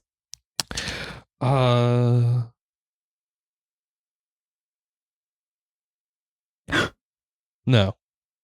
What? Sorry. I love when Nova, my cat, when she's like grooming herself and then she like stops for a second and then her tongue like sticks out. She's like blepping? Yeah, she's like, Yeah. So if that was visible on the camera, I will have zoomed that in for you. You're welcome. Good. If not, okay. Chapter 32. No, this is just the calm before the storm. That's all it is. Yeah. Chapter 32, The One Who Hates. Kaladin has a dream and gets a warning from the Stormfather. He quickly wakes up and Syl tells him that he is coming. Kaladin then gets all the Kholins to leave the chamber, and then they all run into the assassin in white. Kaladin, Adolin, and Dalinar then proceed to fend him off. So I kind of want to start by talking about this little, the 9th stanza. Okay. Before the chapter like really starts. Okay. The spren betrayed us. It's often felt our minds are too close to their realm. That gives us our forms, but more is then demanded by the smartest spren, who we can't provide what the humans lend. Though broth are we, their meat is men. I don't know what that means. It's kind of reminiscent of what Esh and I was talking about at the in that first interlude, where the Spren are not attracted to the listeners, but apparently at one point they are, and it seems like what we can infer from this is that the Spren betrayed them. Yeah. And humans, as we know, are more attractive to Spren rather than listeners. Yeah. So I find that just very interesting and kind of like showing that duality between the two races and everything. So interesting. I think it's kind of cool. And I hope we get some answers soon. Would be nice. Would be nice. And did you have this marked down where Kaladin is talking to the Stormfather? Yeah, I did. It's really cool. Yeah. Do you have anything like specifically marked down for it? Because I just kind of had this like whole section sort of marked. I'm the whole section as well. So yeah. He thinks he's going to kill Syl. Yeah. And like Kaladin even says, "Are you the one who forbade her to come to me?" Because she says like she kind of had to escape and like fight to even be with Kaladin. And he says, "You will kill her. You will murder my child and leave her corpse to wicked men." He says, "I will not." And he says, "You begin it already." He says, "How can I prevent it? How can I protect her?" He says, "You are human. You will be a traitor." He says, "No, I won't." Stormfather says, "You will change. Men change. All men." And he says, "He comes for you, little traitor." I'm sorry. I am sorry. So I think that's in when he says "you begin it already." That's probably in reference to earlier when Kaladin lost his power for trying to do a not honorable thing. Yes. Yeah. Also, I saw this. I marked this down. The Pershendi are pretty odd, Adolin said with a shrug. He glanced back to Kaladin and his lips rose in a smirk. "Sleeping on the job, bridge boy?" And the leaking shutter shook nearby, water dribbling in under the wood. Navani and Dalinar would be in the room next door. I'm trying to like think. What was he cooking? What was I cooking? What was I think I marked that down for a very specific reason that I actually can't talk about right now. Oh, I'm just going to cut all that out then. We'll find out about that later.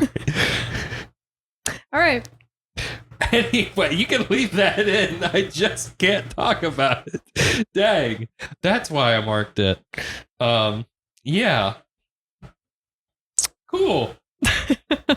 All right. I read it and I was like, why did I mark that down? I know. Wait. I was listening to you talk and I was like, what is he cooking right now? What am I? Yeah, I couldn't remember. Yes, I did mark that down for a reason. So after Kaladin goes to them and says, "Okay, we got to go right now." And they're like, "What are you talking about?" But anyways, once they finally decide to listen to him and they go out, they're leaving the palace, and then Syl whispers, "He's here." A solemn figure stepped out of the side corridor, holding a long silvery blade that cut a trail in the stone floor. The figure had flowing white clothing, filmy trousers, and an overshirt that rippled with each step. Bald head, pale skin, shin. Kaladin recognized the figure. Every person in Alethkar had heard of this man, the assassin in white. Kaladin had seen him once in a dream, like the one earlier, though he hadn't recognized him at that point. Stormlight streamed from the assassin's body. He was a surge binder.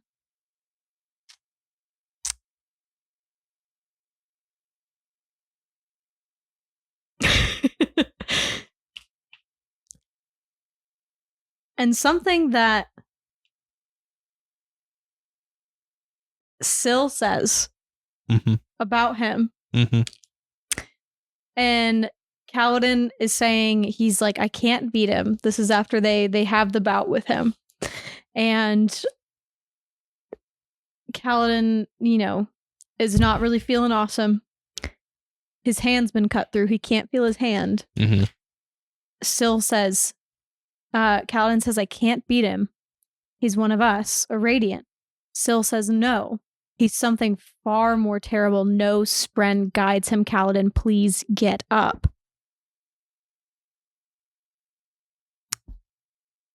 So he's not a Radiant. No. Yeah. We know he's a Surge Binder. But he has no spren. So what is he? He's the one who hates. The one who hates. Okay. First of all, you know what I'm going to say? The one who hates.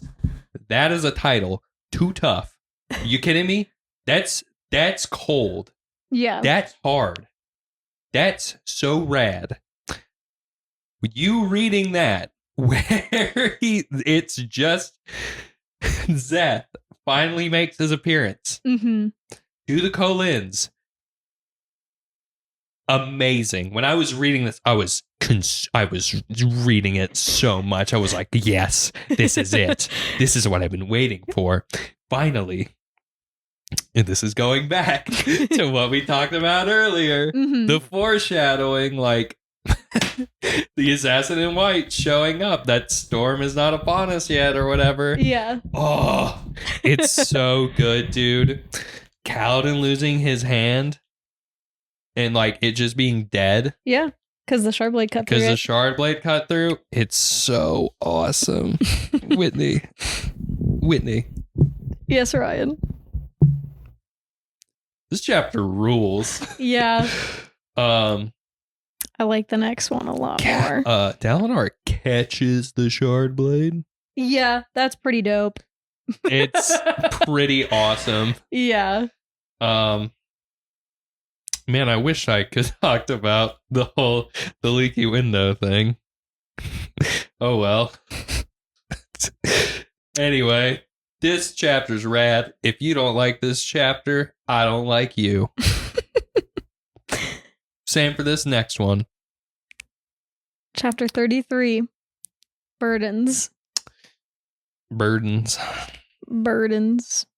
and Szeth end up outside the palace after falling out of the hole in the wall. Szeth soon retreats after learning that Kaladin is a windrunner. Kaladin then returns to the Kholins, where everyone is shocked that he's still alive. After much discussion, Kaladin finds Hobber still alive, but with his legs disabled due to the shard blade. I have some stuff I'd like to talk about. Yes, Whitney. So after Kaladin and Szeth fall out of the side of the building,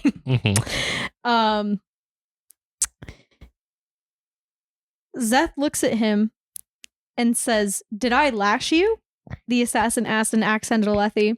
His eyes had darkened, losing their sapphire blue quality. To the ground? But why did you not die falling? No, I must have lashed you upward. It's impossible. And this is where Kaladin has a moment of surprise. And this is, his chance to figure it out.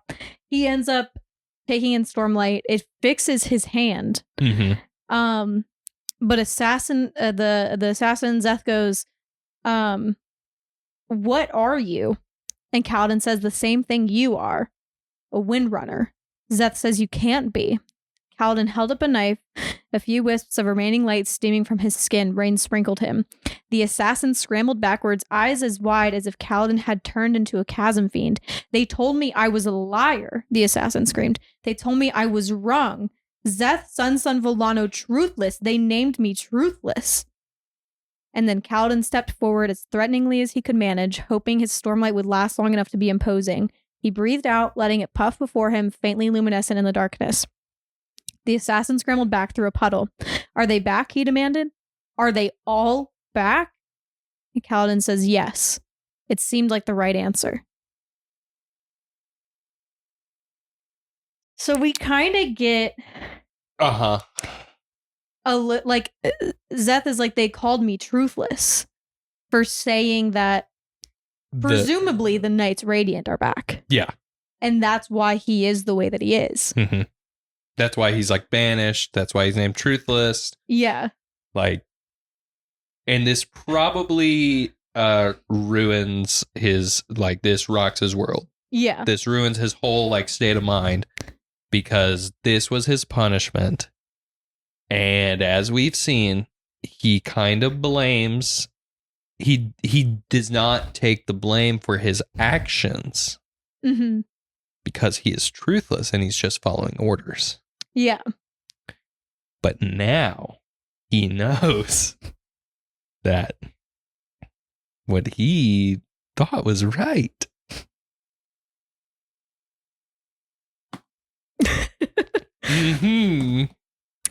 Yeah. Oh boy, Szeth. That's what I got. Wow.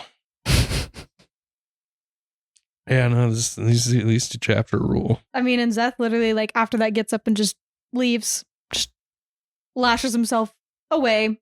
Mm-hmm.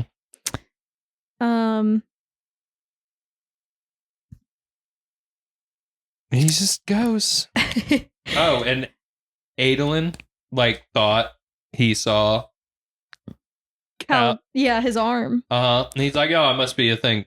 But why was his sleeve missing? Yeah. And then Kaladin even goes like, oh, he knows something. He saw something. Mm-hmm. Dude. We're getting into the good stuff now. The good stuff. The good stuff. Man, I feel bad for Hobber. Yeah, I actually did mark where that happened. Where Kaladin says, it's all right. You're all right.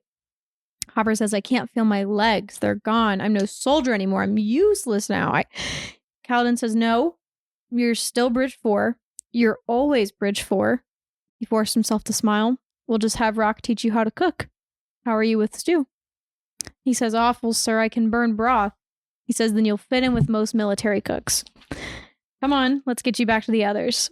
And I love that because even though now he can't use his legs any longer, Kaladin's like, no, we're still going to find you a purpose. It's okay. Mm-hmm. Yeah. Just feels good, man.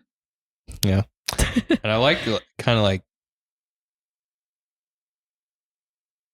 in reverse of that, the very next like sentence, like part is his body would have Kaladin strained getting his arms under Hobber, trying to lift him. His body would have none of it.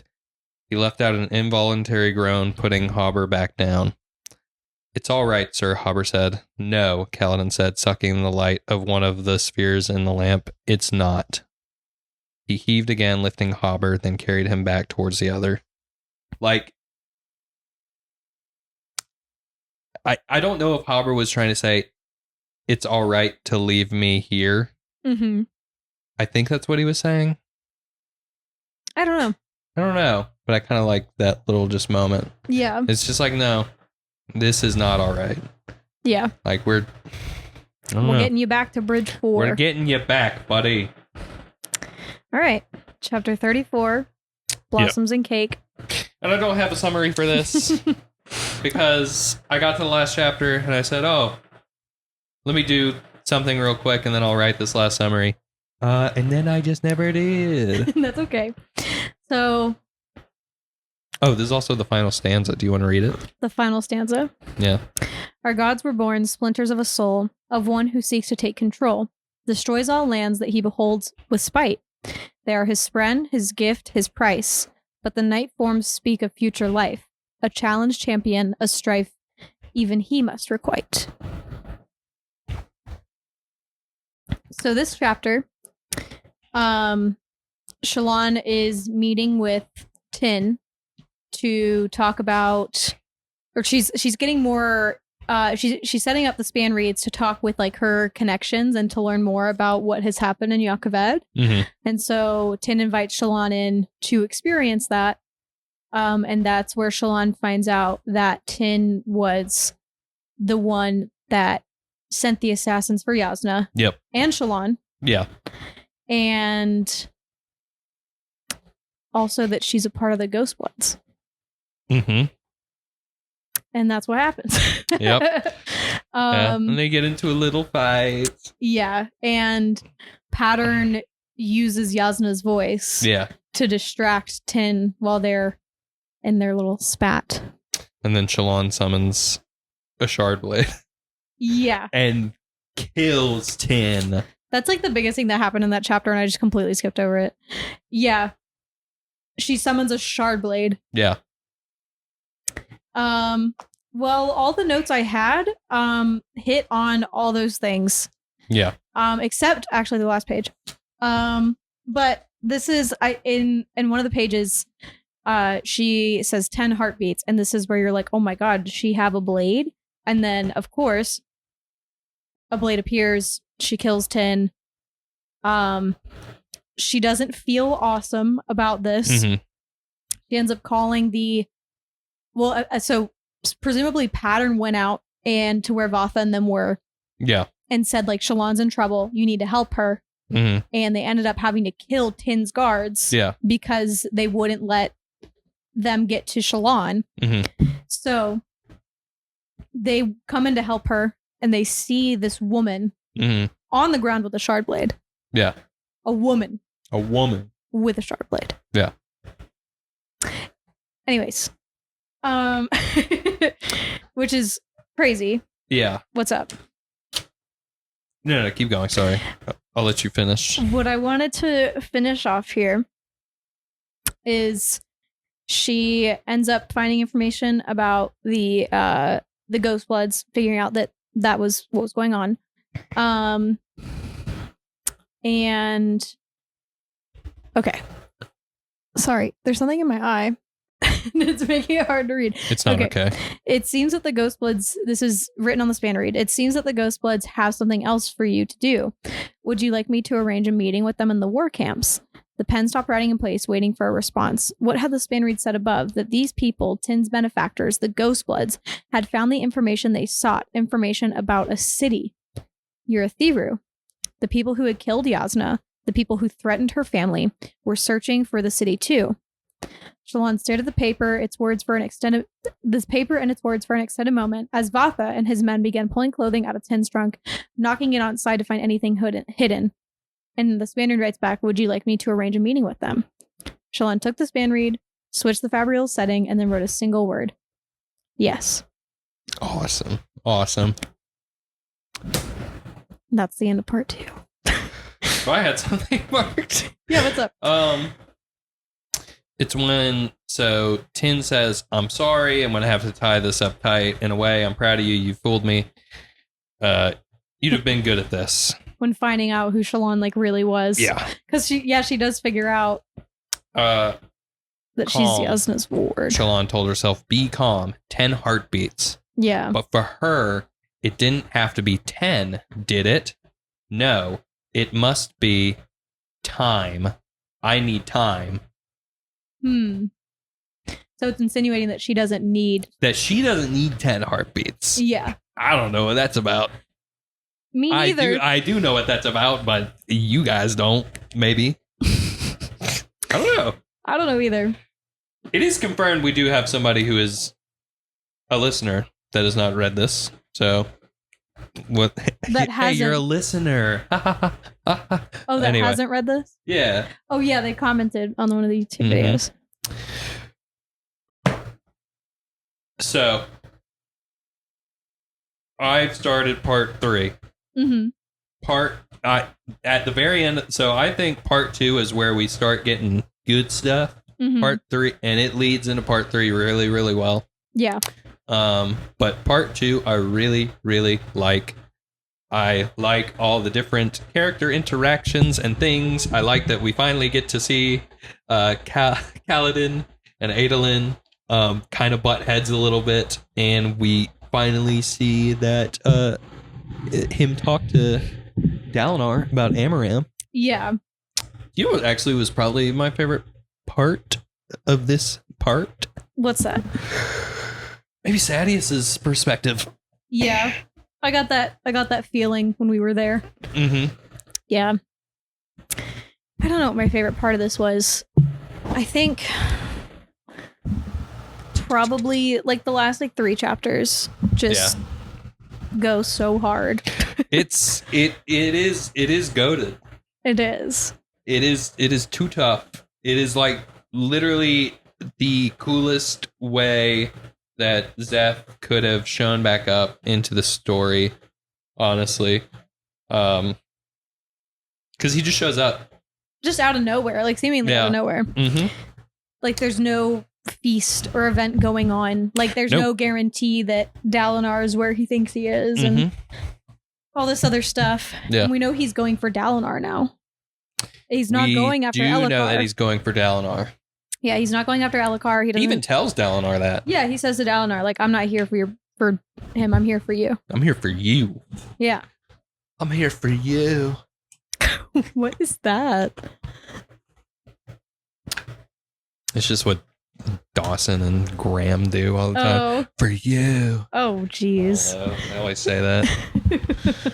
The Discord bits have entered our podcast. You're in the Discord bits. What are you talking about? I'm not there. I'm playing Persona 3. Winnie, I was in Discord with you like yesterday or the day before. That was for Graham's birthday, though. Okay. But I'm not in there as much as some people. Yeah. All right. I'm playing Persona 3, or I'm reading this book. Are we done talking about this book for this week, Whit? I think so, because we get into the meat of it in the next part. Yeah, next part is the meat of it. There wasn't... We're taking a break, so sorry, folks. Sorry, everybody. I gotta go see my mom. She has cancer. Womp womp. Sorry. Oh my God. That's how I deal. She's okay. She's gonna be okay, everybody. Yeah. Sorry. I deal with things with humor. Sorry if that was insensitive to anybody else, but that's how I deal with my problems. Anyway, we're going to yap now. So if you're going to check out, bye. Thanks for listening. Yeah, thanks for listening. As always, give us a rating, a like. Feel free to leave a comment. Send us an email. All that good stuff. If the first person to send us an email, I'll send a $10 Amazon gift card. I'm just kidding. Before I don't know if I'll commit I forgot to bring this up.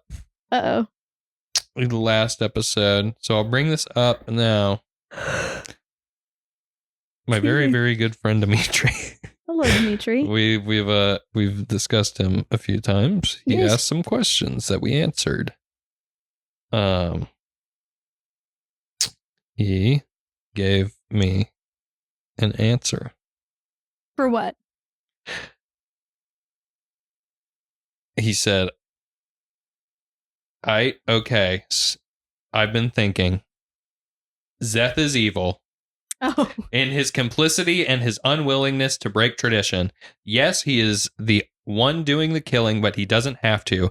At any point ever, he could have said no. He is his own person. However, his decision to follow Shin tradition so religiously that he would kill on command takes him from being a neutral/good person to being evil. Technically, I could say he could be classified as a victim of his traditions. However, that doesn't negate the fact that he has free will to not kill. But also he has raw one-liners when he's doing his thing. So too long didn't read. Evil but sick as hell. That's awesome. Thank you, Dimitri. Yeah, thank you, Dimitri. I forgot to read that last episode, but yes, I agree. That's awesome. Thank you. He sees the light. The Szeth is evil and a bad guy, but he's still cool. Still cool. He's still cool. Sadie's is an evil, bad rat guy, but he's still cool. Still cool, though. Yeah. Yeah. So what have you been up to since I saw you 4 days ago? Oh, yeah, we went on a triple date. We did. That was cool. It was a lot of fun. It was really hot. Yeah, we went to like a arcade and it just they need some more air conditioning units. I don't know. Mm-hmm. I'm sure when there's a lot of people in there, and plus they had like bowling and stuff. It's just a lot of people, a lot of bodies. There wasn't like a lot of people in there though. I know. I don't know. Maybe their AC was broken. Regardless, it was warm. But I slayed the rhythm games. I won 3 things from a claw machine. Oh yeah, we got this little bear that's holding a penguin from one of the claw machines. Oh, cool. Yeah. Jack won that one. Cool. I won the little bear head. Yeah. I got a Hello Kitty. I got cinnamon roll. Cinema roll. Cinema roll. Excuse me. Excuse me. Cinema roll. All right. The Sanrio girlies will come for you, Ryan. I like Pom Pom Purine or whatever. Is that his name? I always said Pom Pom Purin, but I could be wrong. Well, he's my favorite one. He's cute. Yeah. And what else? Just like Sushi Owl.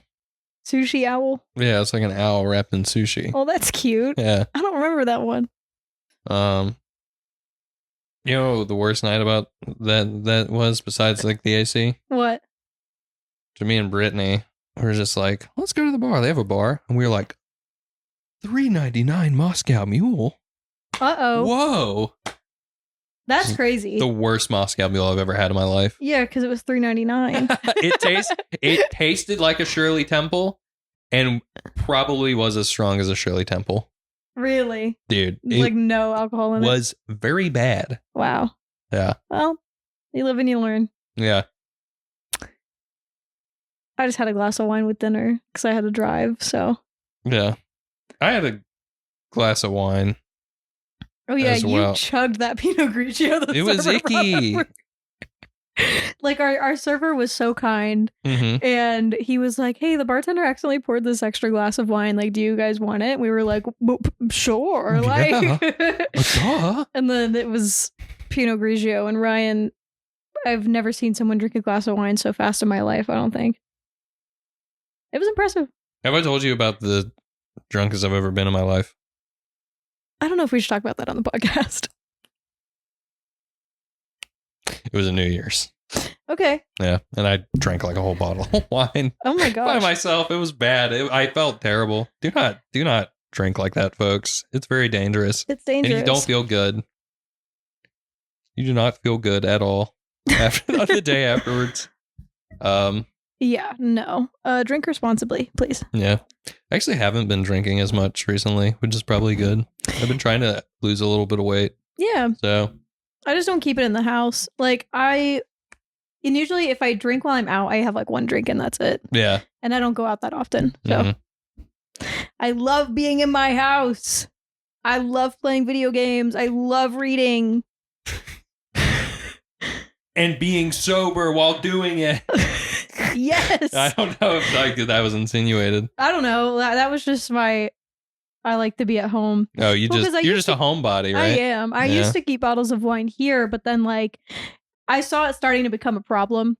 Oh. Where I would just like get off work and be like, oh, let me just have a glass of wine to relax. But then it was like I would come home from work and I would like crave wine, and I was like, this seems like it could be bad, and so I stopped keeping alcohol here. Because that's not only like that's going into like you're like making it a routine now and everything. And that's how alcoholism starts. Yeah. And so I was like, I've never really had like an addictive personality. Like I've never really had issues with that kind of thing. But the fact that I would like come home and I would like crave a glass of wine, I was like, you know what? I think I should stop keeping this at home.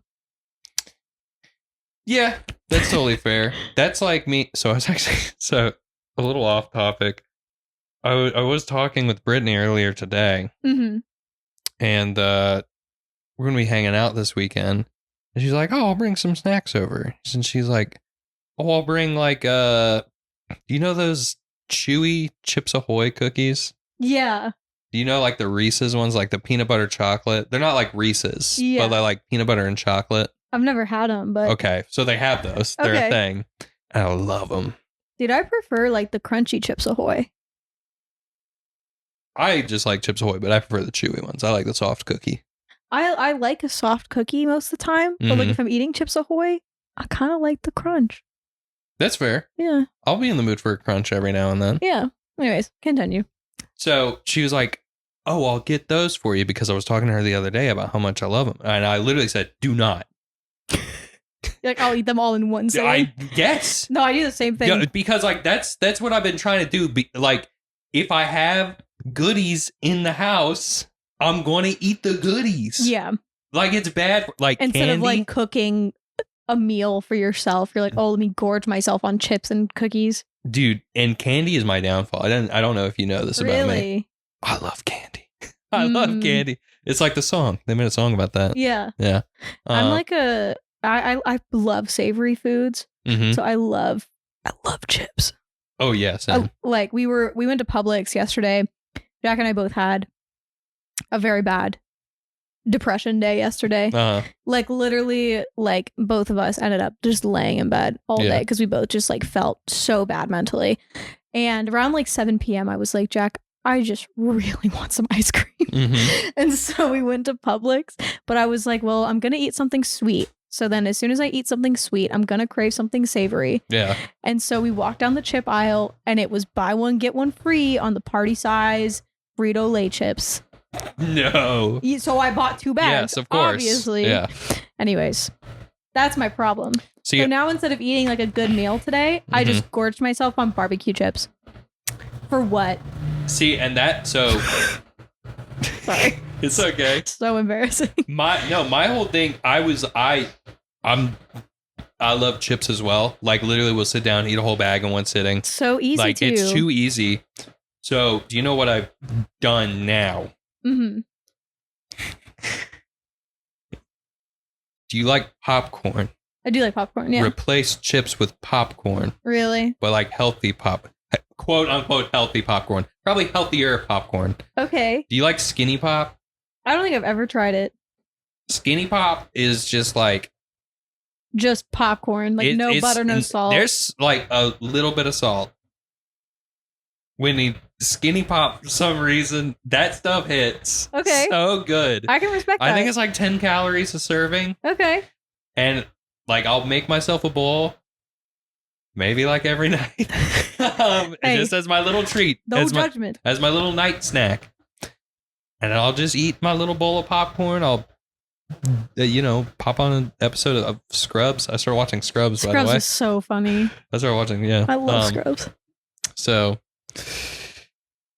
and that sort of helped me not eat like... junk food. Yeah, super like fatty and trashy junk food and stuff. Yeah, see, my really bad brain thing. Or Boom Chicka. You ever had Boom Chicka? I've not had Boom Chicka Pop. Dude, Boom Chicka also slams. Yeah, my really bad like way that I justify things to myself. I'm like, well, if I work out, I can eat whatever I want. Mm-hmm. That's not how that works. No. Like your body, like someone explained this to me semi-recently, where it's like your body already knows how much energy it's going to use throughout the day. Mm-hmm. And it does not matter. Even if you work out, you're going to use the same amount of energy. Yeah.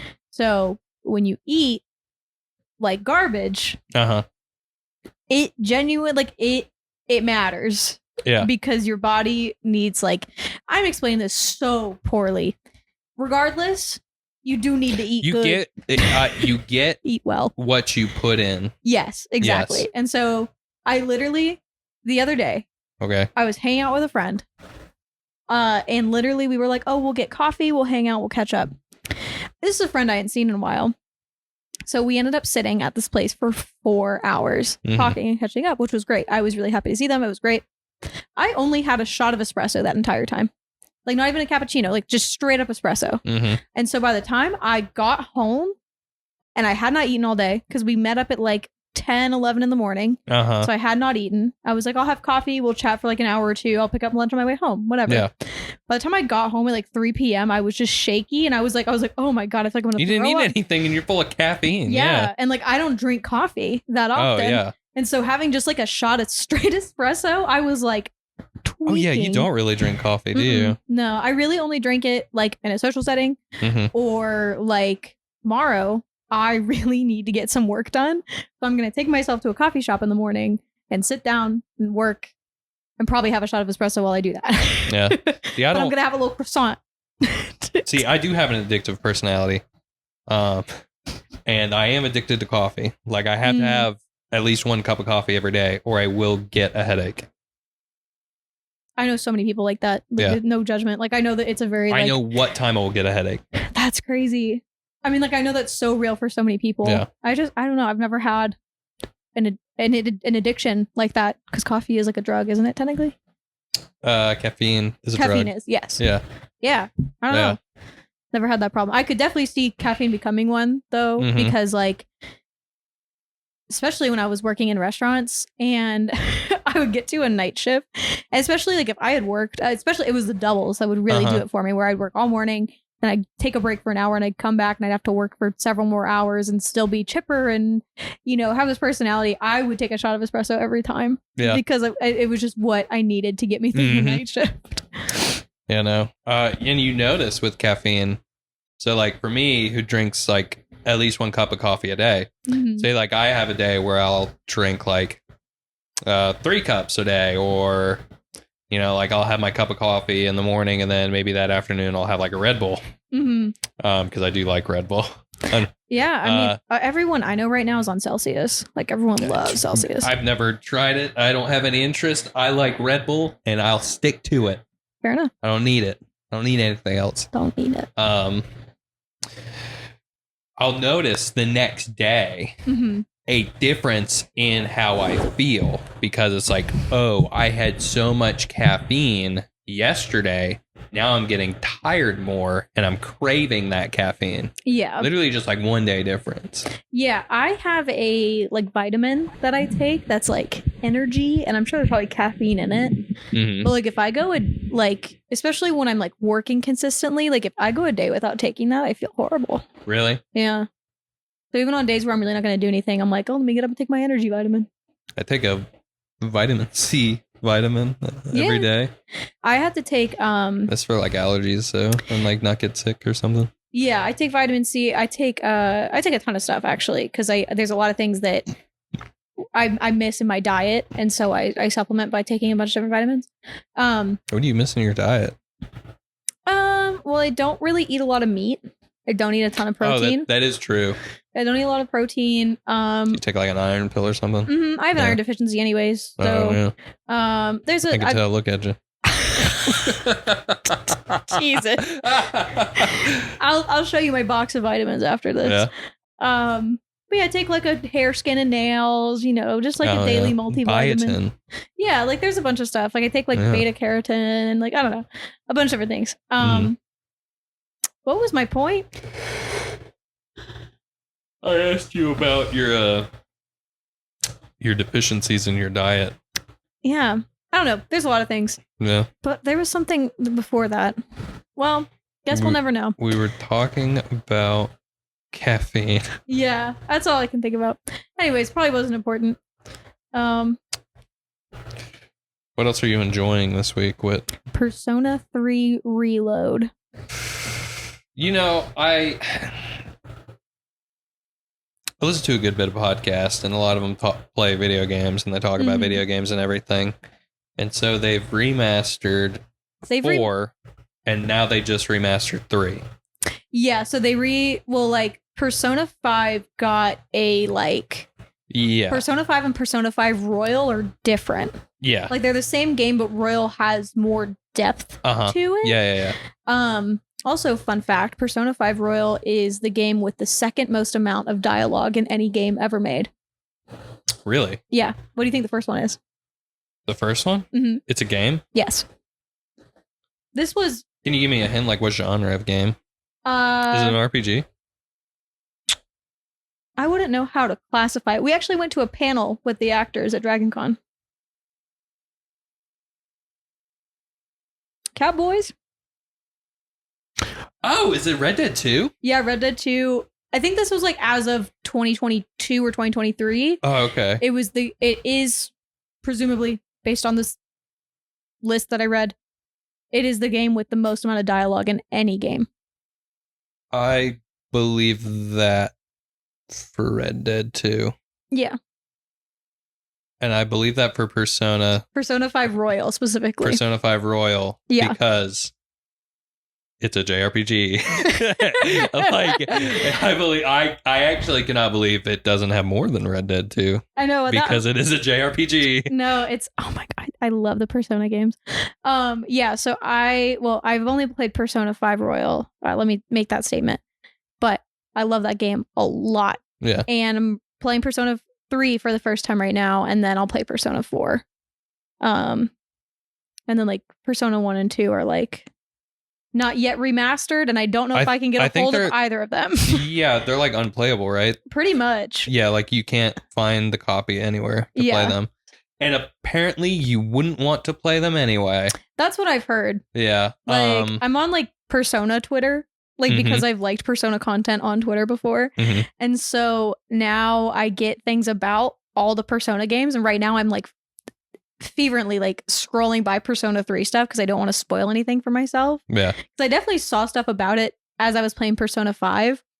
But I don't retain any information if it's not important to me. Yeah. And so now I just scroll past super fast because I don't want to be spoiled by anything. So what I was going to say earlier was like, we've had these 3 games remastered. Persona 4 was remastered, right? Or was it just re-released? I think it's called Persona 4 Golden is what it is. Okay. I haven't really looked into it. It looks like a remaster, but not as intensely as like Reload or Royal. Or at least Reload. Like Reload, they really remastered it. Persona 4 Golden still, from what I've seen, also the game's only $20 on Steam. Yeah. Persona 3 Reload is $70. Yeah. So Persona 4 Golden, I think they just like re-released it and made it like a little like less low poly. What do you call it? Like a definitive edition or whatever. Yeah. Okay. Because literally, the game is $20. Persona 4 is $20. Yeah. Persona 3 Reload is $70. Yeah. Like that in itself tells you everything you need to know. Okay. Then that explains what people have said that I've heard, that out of the 3 games that you can currently like play very easily, they either say this new Persona 3 Reload or just 5 Royal. They never say 4 because I think 4 has, apparently 5 fixed a lot of stuff. Yeah. From the other Persona games and just made it easier. Like it's a lot more digestible to play. Yeah, I would say like playing, because I played 5 first, I'm playing 3 now. I think I like the UI of 3 more, and I like a lot of things about 3. Yeah. But Persona 5 definitely was more digestible than Persona 3 has been. Or palatable. Yeah, palatable. Yeah. And apparently Persona 3 is going to make me cry. I cried at the end of Persona 5. I hear that about like every game. Dude, I cried at the end of Persona 5 not because it was a sad ending, because I know there's like a billion different endings. I've only played this game one time and it took me 80 hours. So like it's going to be a while before I go back and replay the entire game again. Yeah. The ending that I got was not sad. It was very happy, in fact. But I cried at the end of it because I felt like I lost a group of friends. Because I finished the game. They're always there, Whitney. I know they're always there, but like it was like 2 a.m, I was exhausted because I got to, like, I was at a point where I was like, I think I'm in the end game. Yeah. And so I didn't want to stop. Right. And so I played it for like 6 hours straight. And then at the end of it, it was all happy. And I was crying because it was a happy ending. But then at the same time, I cried because I was like, I feel like I just lost like 6 of my best friends because I had been playing the game so consistently over a couple months that I was like, oh god, it's not going to be consistent in there for me anymore. No. So that was why I cried at the end of Persona 5. But apparently Persona 3, and I mean, I could tell you this just kind of from the way the game started, that There's it's a like, cool card lady. I like her design. I think I know who you're talking about. I haven't met her yet. I'm only like 4 hours into the game. Okay. But just from the way the game started, I can definitely tell that this one's going to be much more messed up than Persona 5 was. From what I know about the story, yes, it is. Yeah, like literally, like one of my friends swiped up on my Instagram story when I posted that I was playing it, and he was like, "This one's gonna make you cry." Yeah, and I was like, "Thank you." Hey, Whitney. Speaking of video games, what you been playing? I've been playing nothing. But the Borderlands movie. I went and saw the Borderlands movie. Oh, it's out? Yeah, it's out. Oh. I feel went like and saw it Saturday. We didn't get like a review in the group chat. Normally you'll be like, guys, I went and saw this. Or Dawson does that, at least. Dawson does that. How was it? Just as bad as everyone's saying? Or did you, as a Borderlands fan, enjoy the movie? Oh, God, no. It was bad? It was that bad? I talked to Jack, because Jack is going to go see it as well with his dad. Oh, no. It is a soulless movie. That is a movie without soul. It's just... if as a fan of the games... it hurts to watch. As somebody who, like, so I actually went with a person who really didn't know that much about the games. Mm-hmm. Like, they'd played Borderlands 2, but like didn't like, know the game and everything. Yeah. He kind of was just like, that movie's terrible. Like, it's really ugly. Oh, no. It's really, really ugly. Is it like, okay, because I haven't seen anything about it. It's live action? It's live action. Is it styled to look like the Borderlands games? Like, it has that, like, what is that called? Cell shading? The cell shading, yeah. No, it's live action. But did they like style it to make it look like, I don't know, like I feel like the Fallout show did a good job of still styling things like Fallout. Oh, like the aesthetic of Fallout. Yeah. You're like, asking if it was the aesthetic of Borderlands. Yeah, was it aesthetically? I guess it was kind of like, yeah, I mean, yes, it was. Stylistically, it was probably closer to like Borderlands 1. Okay. Because all 3 of the main series games, well, 4, because pre-sequel, are not, like, all have different style and kind of, but it was ugly. It was really boring. It was a really boring movie. It really came down to just like writing. Mm-hmm. What was the reason? Like, why'd they do that? So I saw a thing. Gearbox executives, after Tales from the Borderlands, had the idea to make that got the idea, like, oh, we can make a movie because we had this game where it's just like all dialogue and people making choices because it was a Telltale game. And it was very successful. Yeah, no, it's literally just executives making bad decisions.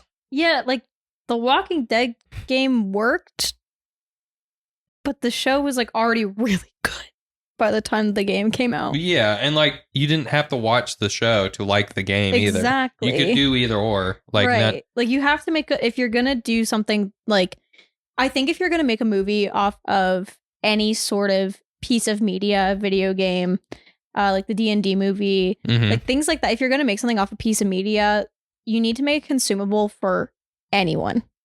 Like, or not anyone, but... And that's what they try to do with this movie. Like, it just is bad. Like, if I have never played Borderlands, I should still be able to walk into the theater and enjoy it. Is my personal opinion. Well, yeah. That's what they try to do with everything. Yeah, but... just with this... It was just They bad. weren't even pandering to, like, fans. See, okay. What? I don't know. That's bad. That's bad. They weren't trying to pander to fans. Because, like, that's the thing about those movies is that, like, there is pandering to the fans, but then it's also consumable for the general public. Yeah. That's bad. Yeah. Anyway, people have talked about that movie enough. People don't want to hear me talk about how bad that movie was. I haven't even seen anything about it. Speaking about the D&D movie, I just won a Hugo Award. Did it really? Yeah. I liked that movie. I hope we get a sequel. Yeah, Jack and I watched it kind of just like randomly. Like we were just kind of one day like, oh, let's watch a movie. And the D&D movie was on there. And we were like, oh, yeah, sure. And then we watched it and we were like, oh, wait, that was actually really awesome. Pretty good, yeah. It's just a fun movie. Yeah. It's just a really fun time. My standards were not high on that one. No. Like I went into that movie expecting it to be like kind of bad. But, honestly. It's pretty good. It was pretty good. It didn't do well in the box office. But really? Yeah. Because I think probably everyone wasn't expecting it to be good. No, but I hope we get a sequel, maybe. That'd be cool. I think it would. I saw somebody say it should be the exact same cast, playing all different characters. That'd be just funny. like a D&D game. That would be actually really funny. Yeah. Huh. That's a good suggestion on that person. Yeah. Thank you, random Twitter person. I gotta get off Twitter, dude. Yeah. My algorithm is so, and I would say this about pretty much every social media that I use, anything that's not Instagram, pretty much like Twitter and TikTok, I guess, my algorithm is so honed in that I don't see things that make me mad anymore. And the times that I do see it, I just scroll past it or I block it. I'm just like, Persona, Valorant fan art. I had that. Book I like. I had a very, very nice, like, I would get on Twitter. All I would see was Warhammer stuff. And then... You interact with one wrong thing.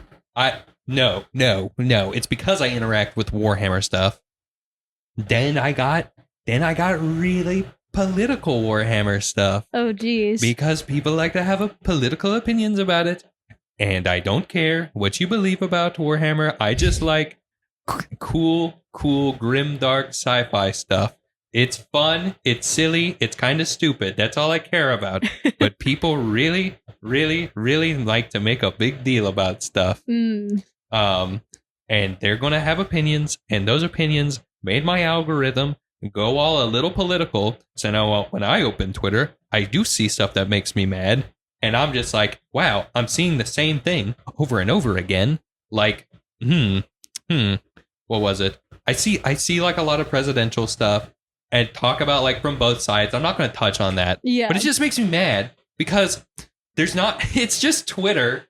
So you see like a lot of people post about the same stuff. And it's just like, it just beats you over the head to death. It's just not with the real same world. stuff. And it's just like, it's not the real world. It's not the real world. That's like sometimes I talk about like Dawson will talk about like I got so mad over this thing, but then I have to realize it's this like it's just people that don't get offline, like they're only on Twitter and like their opinion does not affect the overall like the overarching issue. No, absolutely not. And I get it, and that's why like these people are not real. Yeah, that's why I'm like no, I can't. I'm so happy that my algorithm is so like honed in right now because I'm just like ooh, pretty pictures, yeah, and dog videos.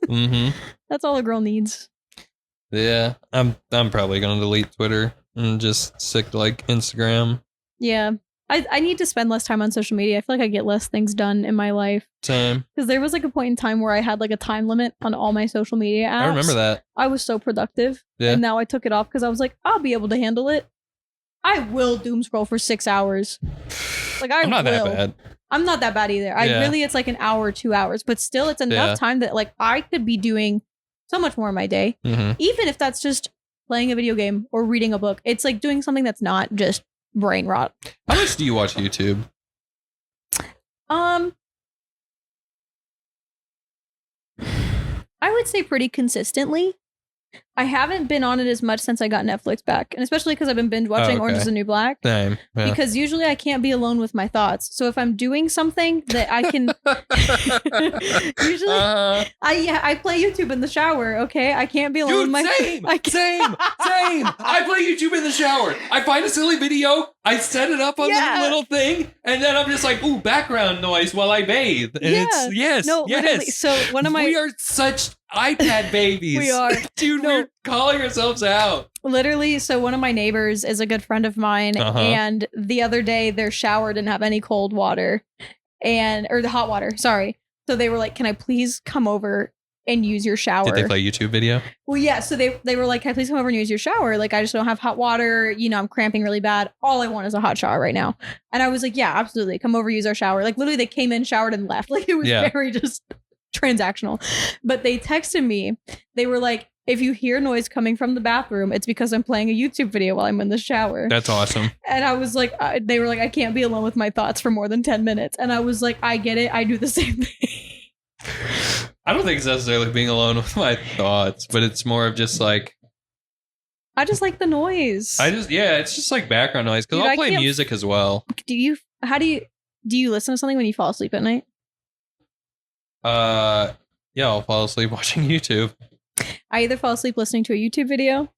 I've been trying not to fall asleep watching Netflix because I don't want to lose my place in the show I'm at. I don't fall asleep listening to audiobooks. That's psychopath behavior. Because I don't want to lose my place. Yeah.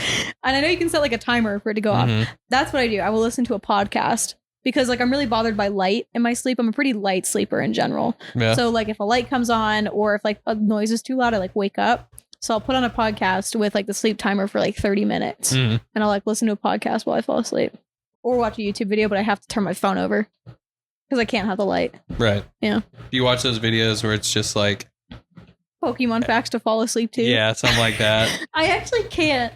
I have to be listening to something that like actually where it becomes like that crowd noise, like the like. No, I need to be paying attention. Oh. I like need to pay attention to fall asleep. Isn't that weird?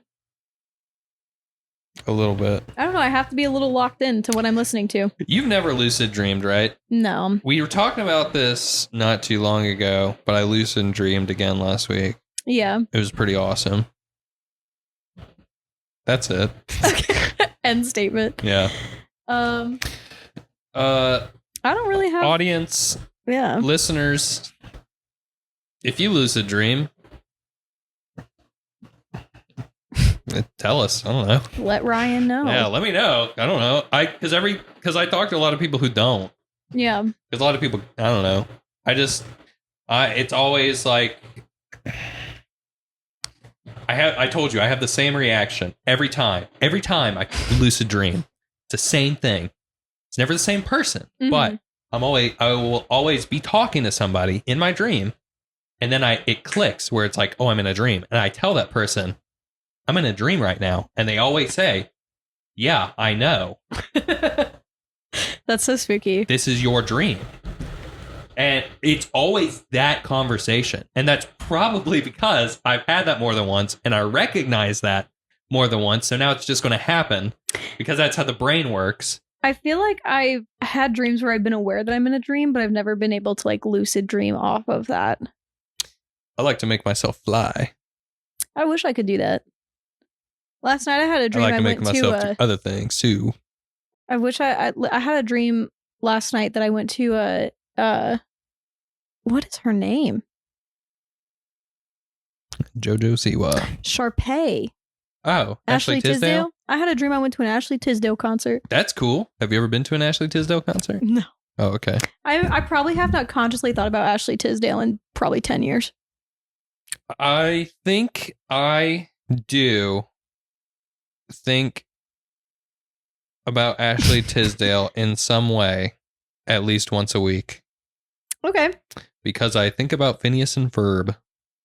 Oh yeah, and she's Candace. She's so I don't think about Ashley Tisdale. I think about the character Candace because I'm thinking about Phineas and Ferb, who's in the show Phineas and Ferb. Why are you thinking about Phineas and Ferb every week? It's a good show.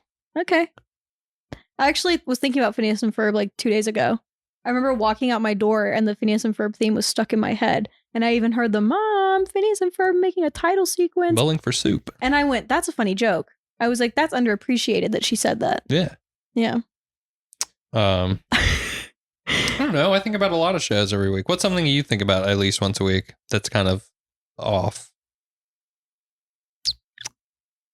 What's your Roman Empire, Whitney? My Roman Empire? Yeah, I don't know.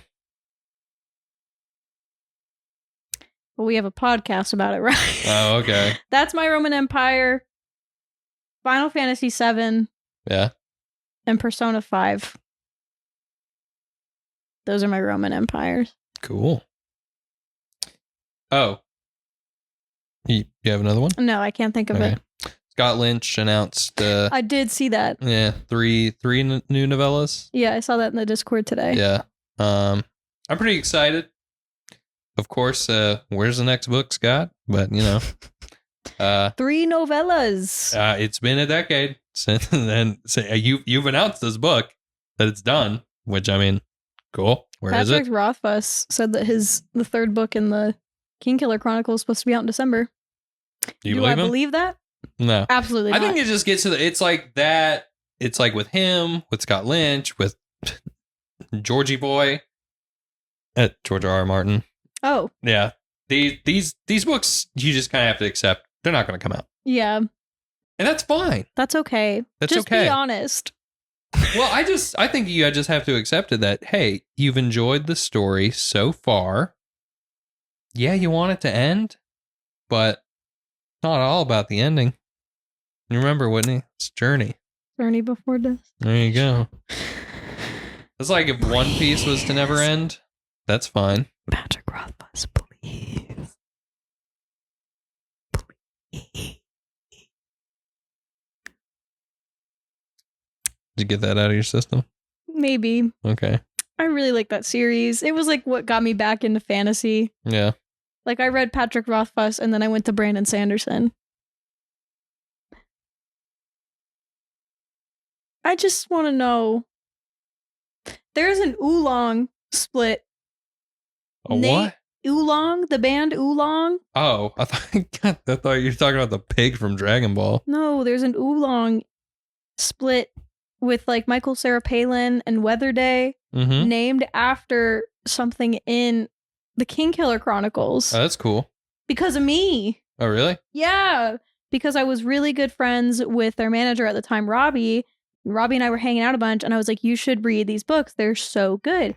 Robbie listened to the books, really hit home for them. And so they were Oolong's managers. So when they were doing this 3-way split, they were like, what if we called it this thing? Because the thing in that book is all about like family and music and love. Mm-hmm. And that's why that EP is called Edema Rue. Cool. It's from the Kingkiller Chronicles. I didn't know that. That's so good, Ryan. Yeah, I need to read it. You do. But, that's when I actually stopped recommending to people. Yeah, just because it's not finished. Yeah. Because like I used to be like, oh my God, you have to read The Name of the Wind. It's so good. It's so good. Mm-hmm. And then I stopped recommending it because it's not finished. Yeah. Now I usually recommend Tress to people. Yeah. Especially like if they're like, oh, I want to read Brandon Sanderson. I will recommend Mistborn or Tress. One of my friends started Mistborn recently. I need to check in with them and see how it's going. Boom. My friend Mason. I don't know if you've ever met him. Mm-hmm. Yeah. But he sent me a picture like probably 2 weeks ago and was like starting this tonight, and it was Mistborn. Cool. And I was like, yeah. Yo. So I'll have to check in with them and see how that's going. But yeah. Because they mostly read like YA fantasy stuff. Oh, okay. So gotcha. They said they were scared they were going to have a hard time getting into Sanderson. And I was like, read Mistborn. Yeah, Mistborn. It's because it's like it gets more, I guess, like mature per se. I don't like to say mature. Maybe I don't know. Yeah. I don't know the right word for it. I don't know. Whitney, you ready to? I'm ready to call it. Just call it. I feel like we didn't yap as long, but sometimes we yapping for forever, so it's okay to not yap as much. It's true. I just don't have that much to talk about, and I saw Ryan like 4 days ago, so I feel like I've told you I feel like we've talked about these things already, or true. Oh, I didn't say what I texted you about. Oh yeah, I told you. Is it a spoiler? No. Okay, then what is it? So women have to cover their safe hand. Yeah. The left hand or the right hand? I think it's the left hand. I think it's the left hand. A safe hand sleeve is like a dress. Mm-hmm. But a glove is like pants.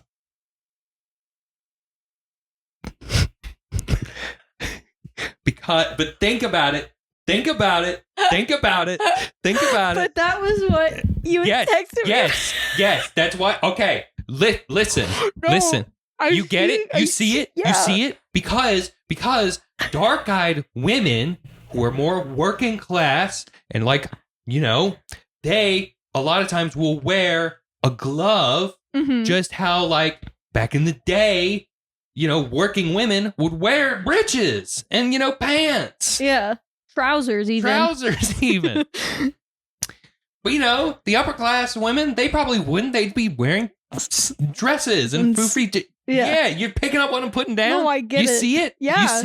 You see it? But Yasna wears gloves sometimes. That's because she's a girl boss. She doesn't have to wear a dress. She can wear pants. She can wear pants because she wears pants.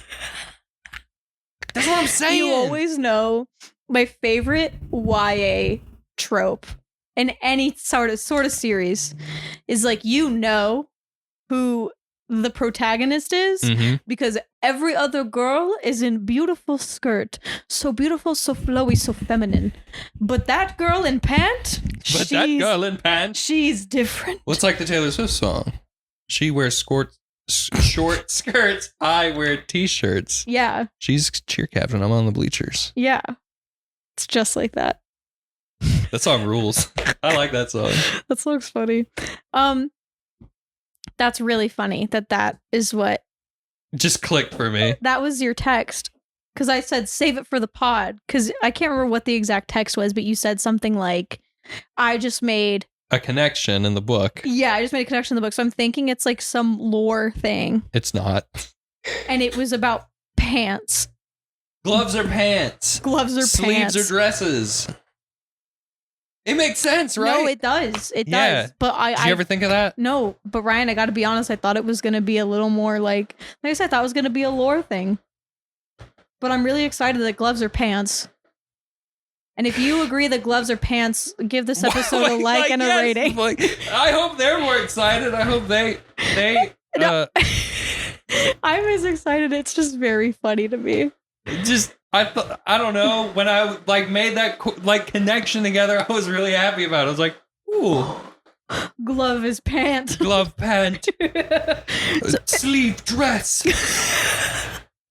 So if you think can work more in pant, can work better in glove, not sleeve.